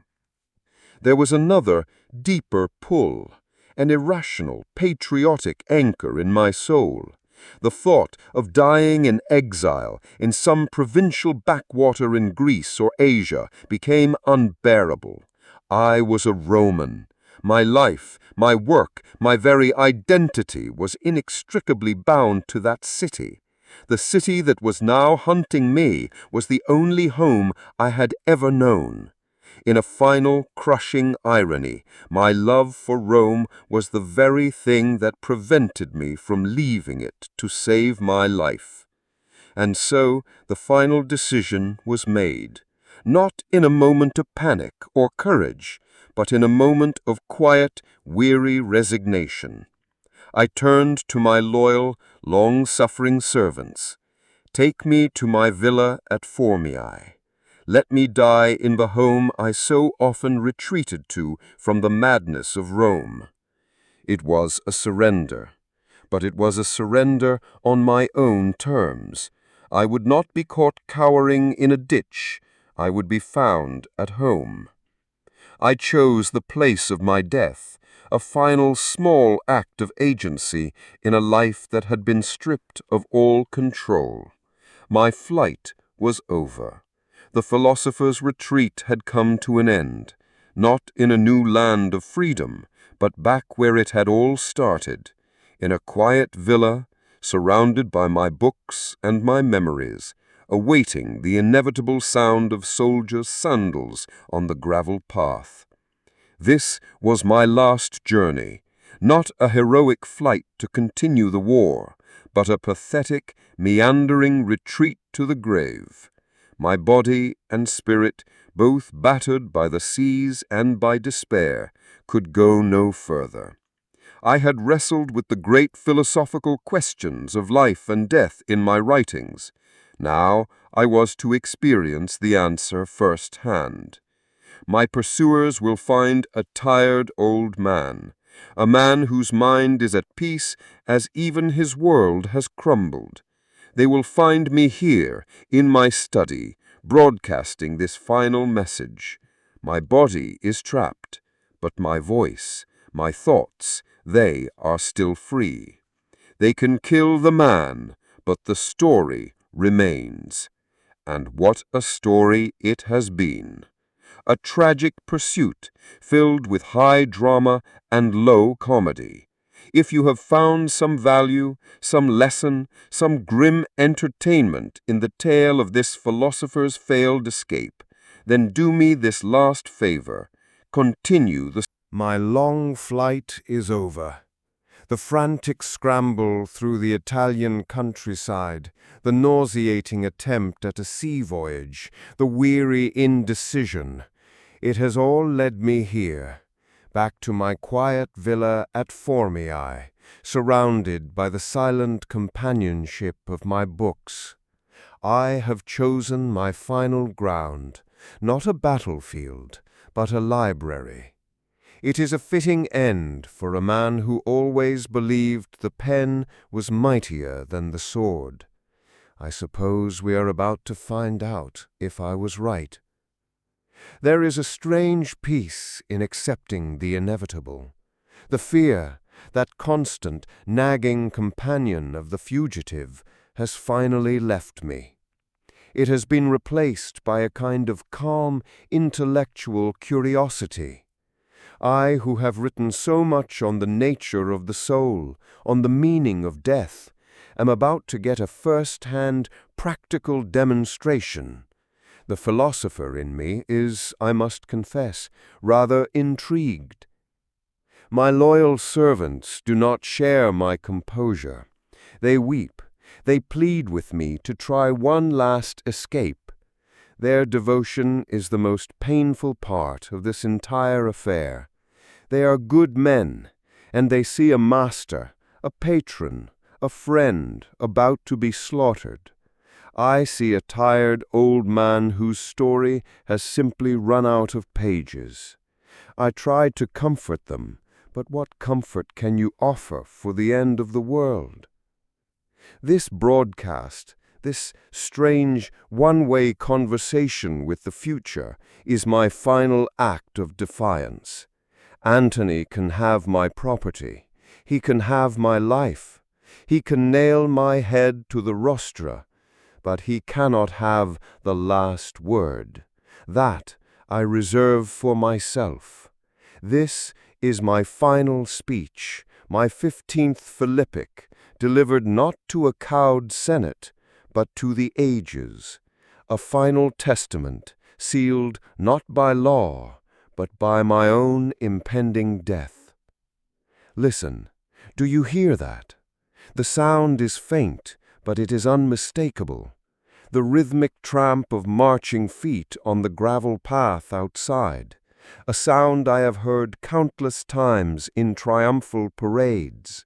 Now it comes for me not with laurel wreaths and cheering crowds, but with a drawn sword and a death warrant. The chase is over.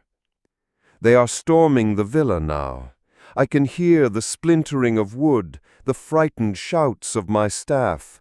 It seems my servants, in a final futile act of loyalty, have put me back in my litter. They are trying to carry me away through the wooded paths behind the house, down towards the sea. A noble, but ultimately pointless gesture. There is no escape from history. The pursuit through my own gardens is a final, bitter irony. These are the paths I have walked for decades, contemplating philosophy, composing speeches. Now they are the stage for a desperate, pathetic chase. My hunters are led, I am told, by a centurion named Herennius and a military tribune, Popilius Laenus. That name, Popilius Laenus, is a dagger in itself. A few years ago, I defended that very man in court. He was accused of parricide, the heinous of crimes. I, with all the skill at my command, argued for his innocence, and I saved him. I saved his life, his career, his reputation, and now he has come to kill me. He has hunted me down to collect the bounty offered by the men who have destroyed our republic.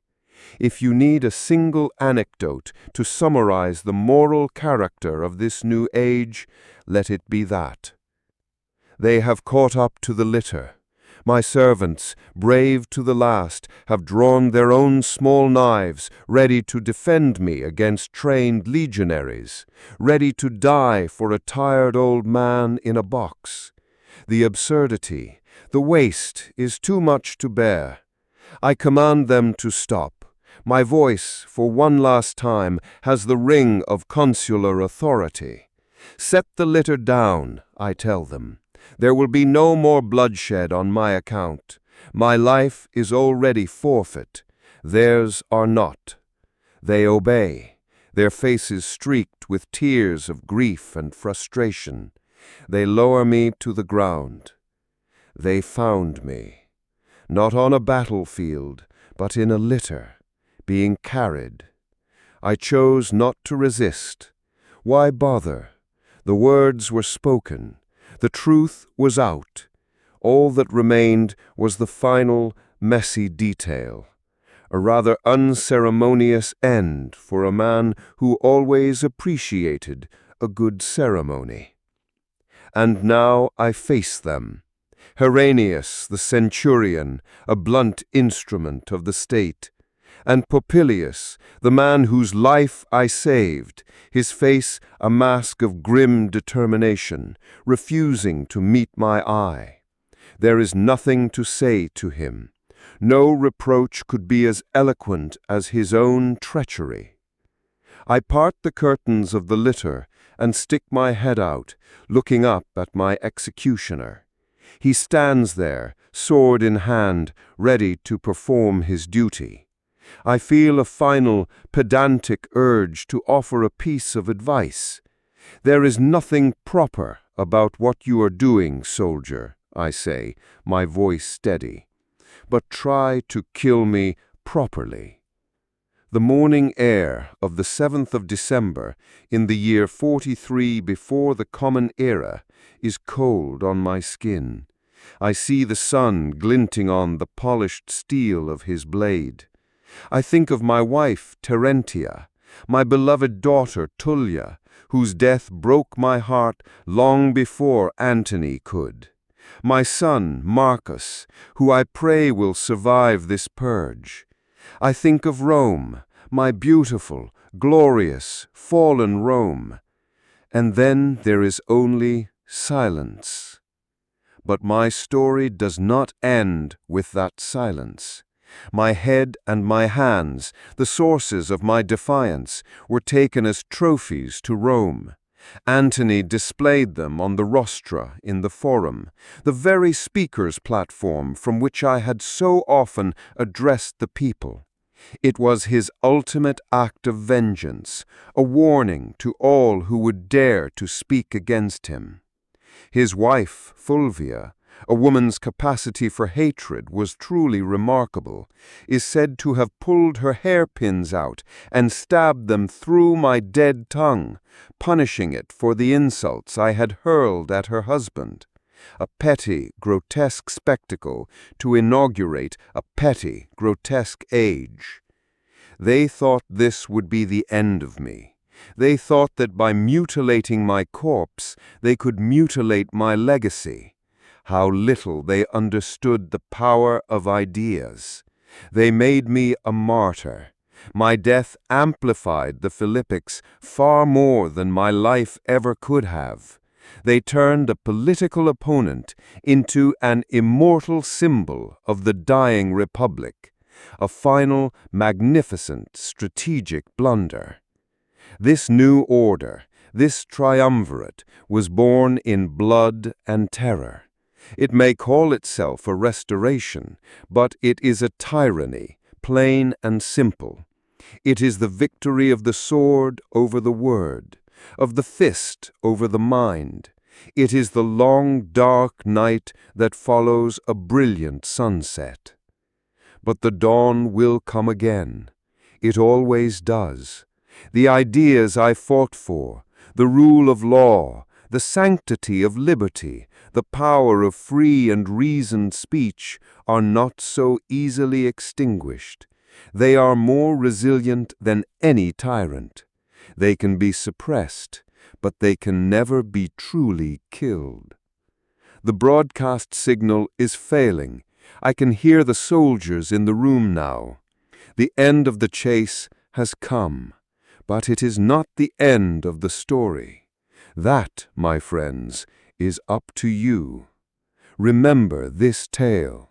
Remember how a republic, for all its glory, can be dismantled piece by ambitious men.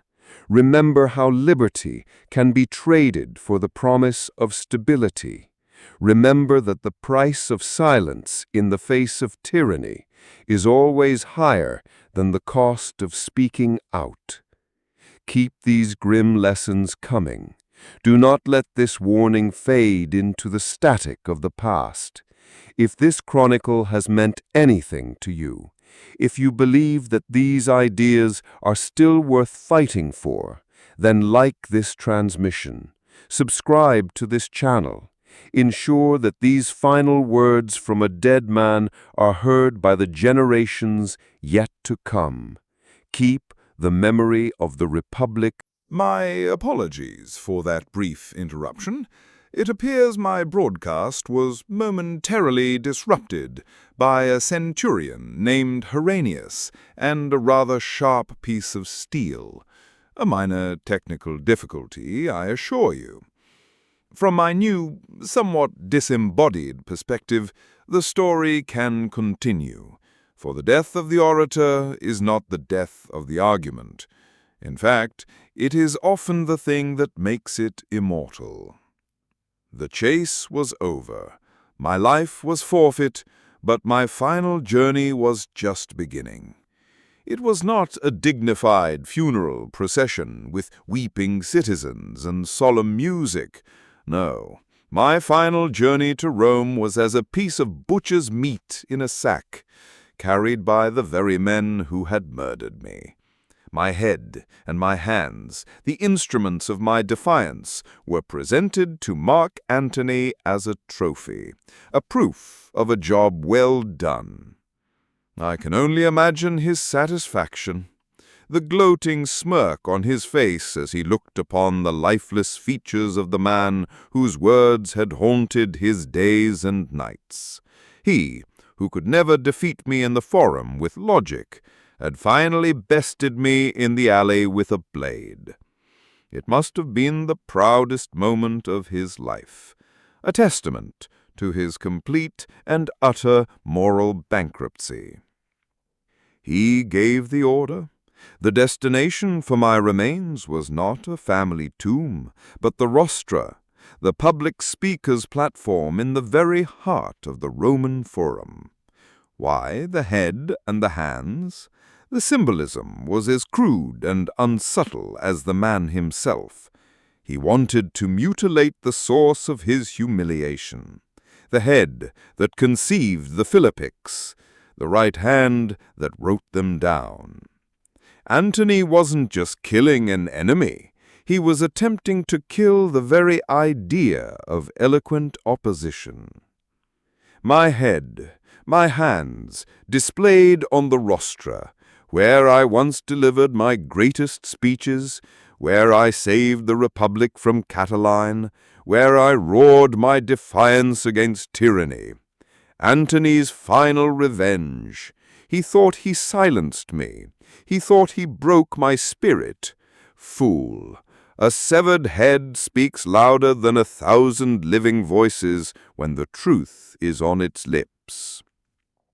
And so my final public appearance was as a piece of butcher's meat in a sack, my head and hands nailed to the dark wood of the platform for all of Rome to see, a silent, decaying orator delivering one last terrible sermon on the price of freedom.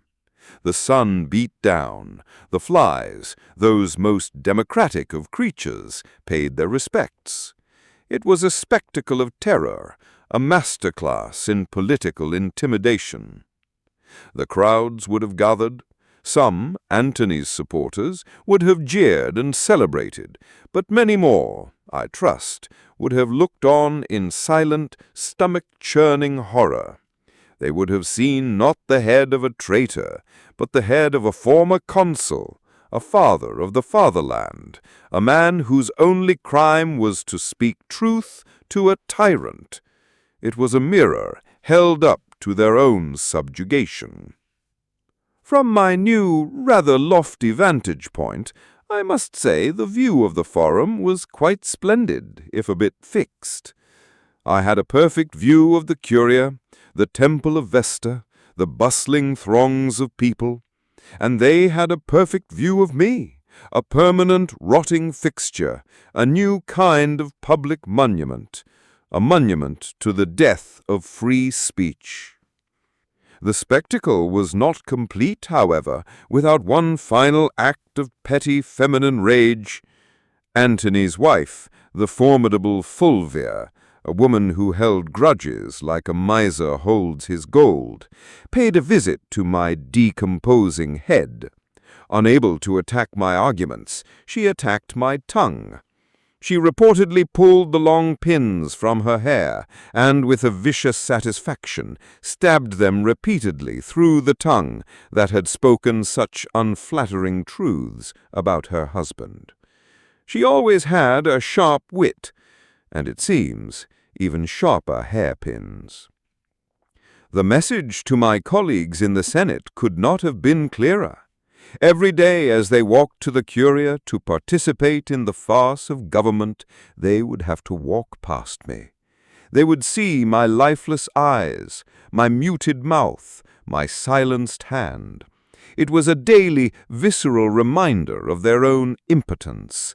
It was Antony's way of saying, "This is your future if you dare to cross me. This is the fate of words in an empire of swords." But here is the beautiful sensual irony that a brute like Antony could never comprehend. In his attempt to silence me forever, he amplified my voice for eternity. He thought he was displaying a trophy of his victory. What he was actually displaying was a monument to his own barbarism. He turned a dead politician into a martyr. Every Roman who looked upon that gruesome display would be reminded of why I was killed. They would remember the Philippics. They would remember my warnings against tyranny. My severed head on the rostrum became the most powerful illustration of my own arguments.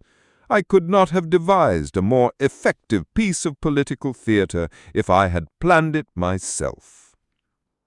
He thought he could kill my words by killing me, but my words were no longer in my head. They were on scrolls in every library in Rome. They were being studied by students in the schools of rhetoric. They were being copied and circulated, whispered from one man to another.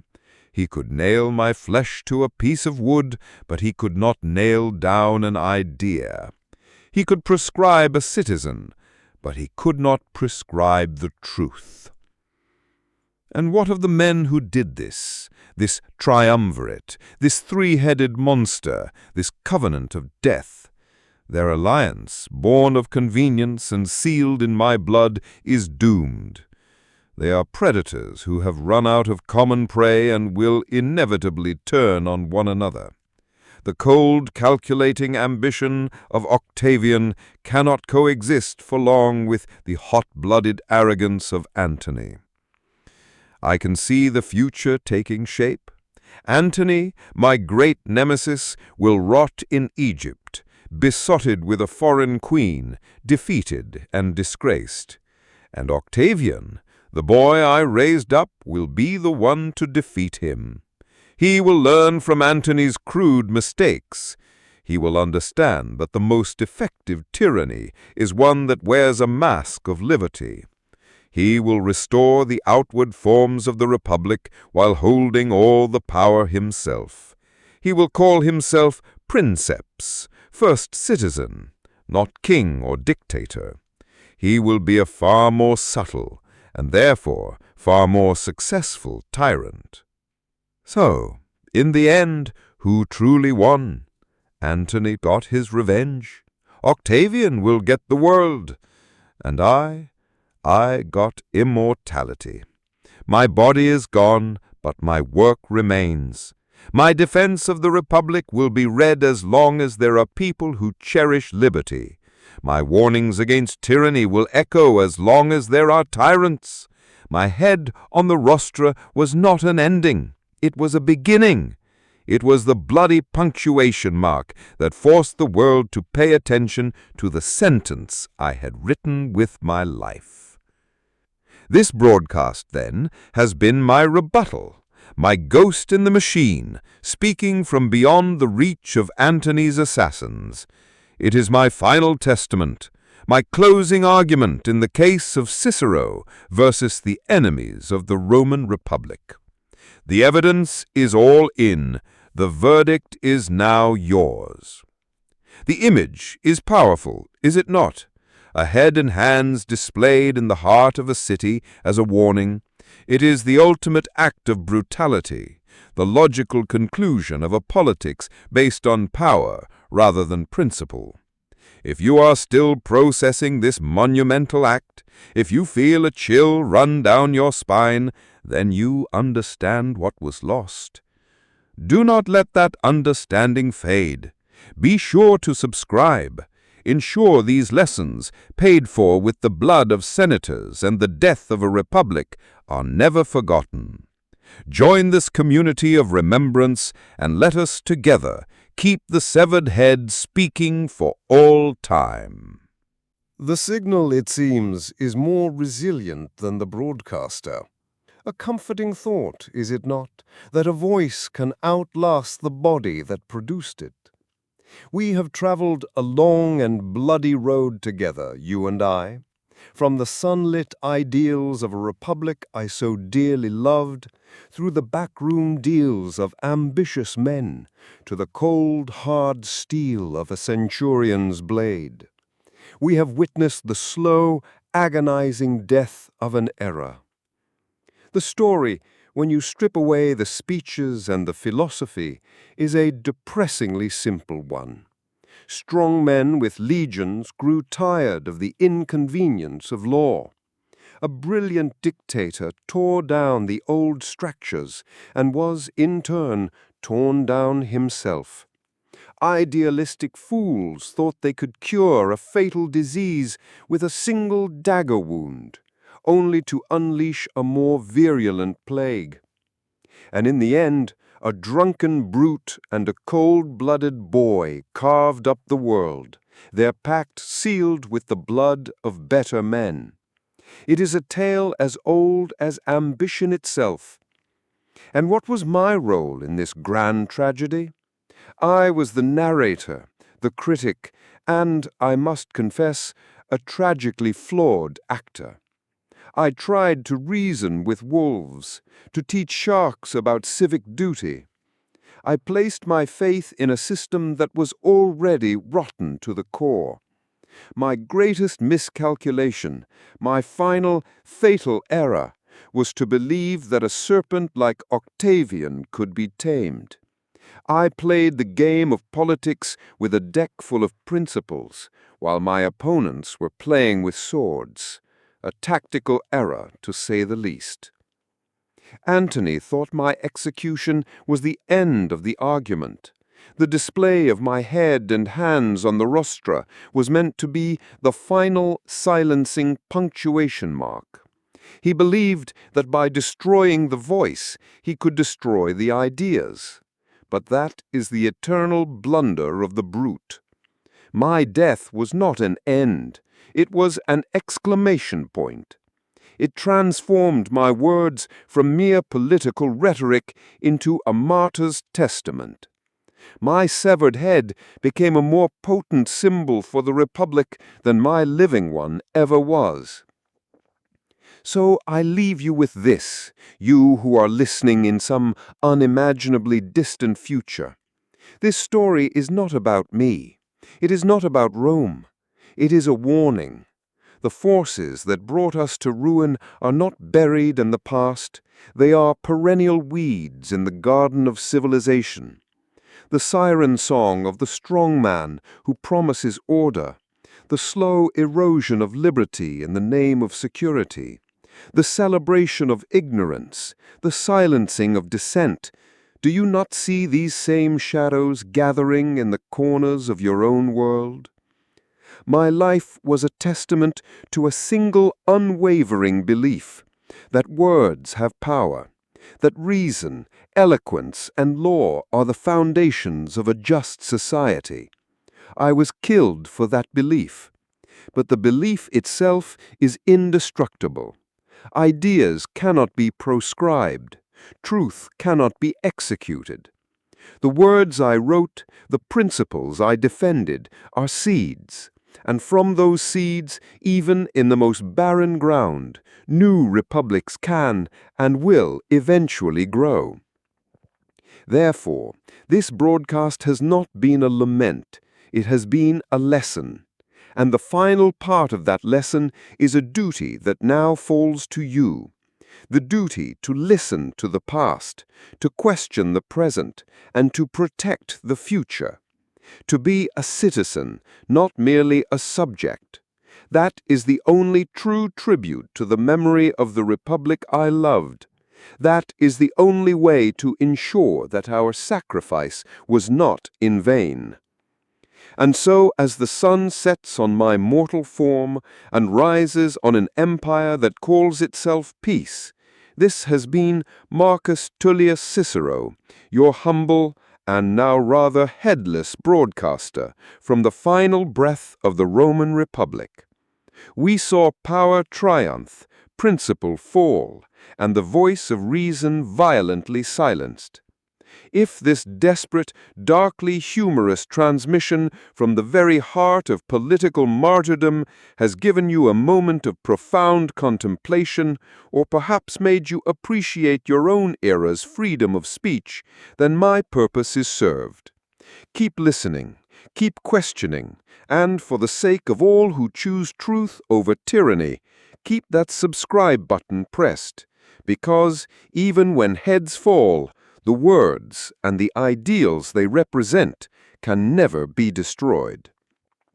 Until the next broadcast from a republic reborn, Wale.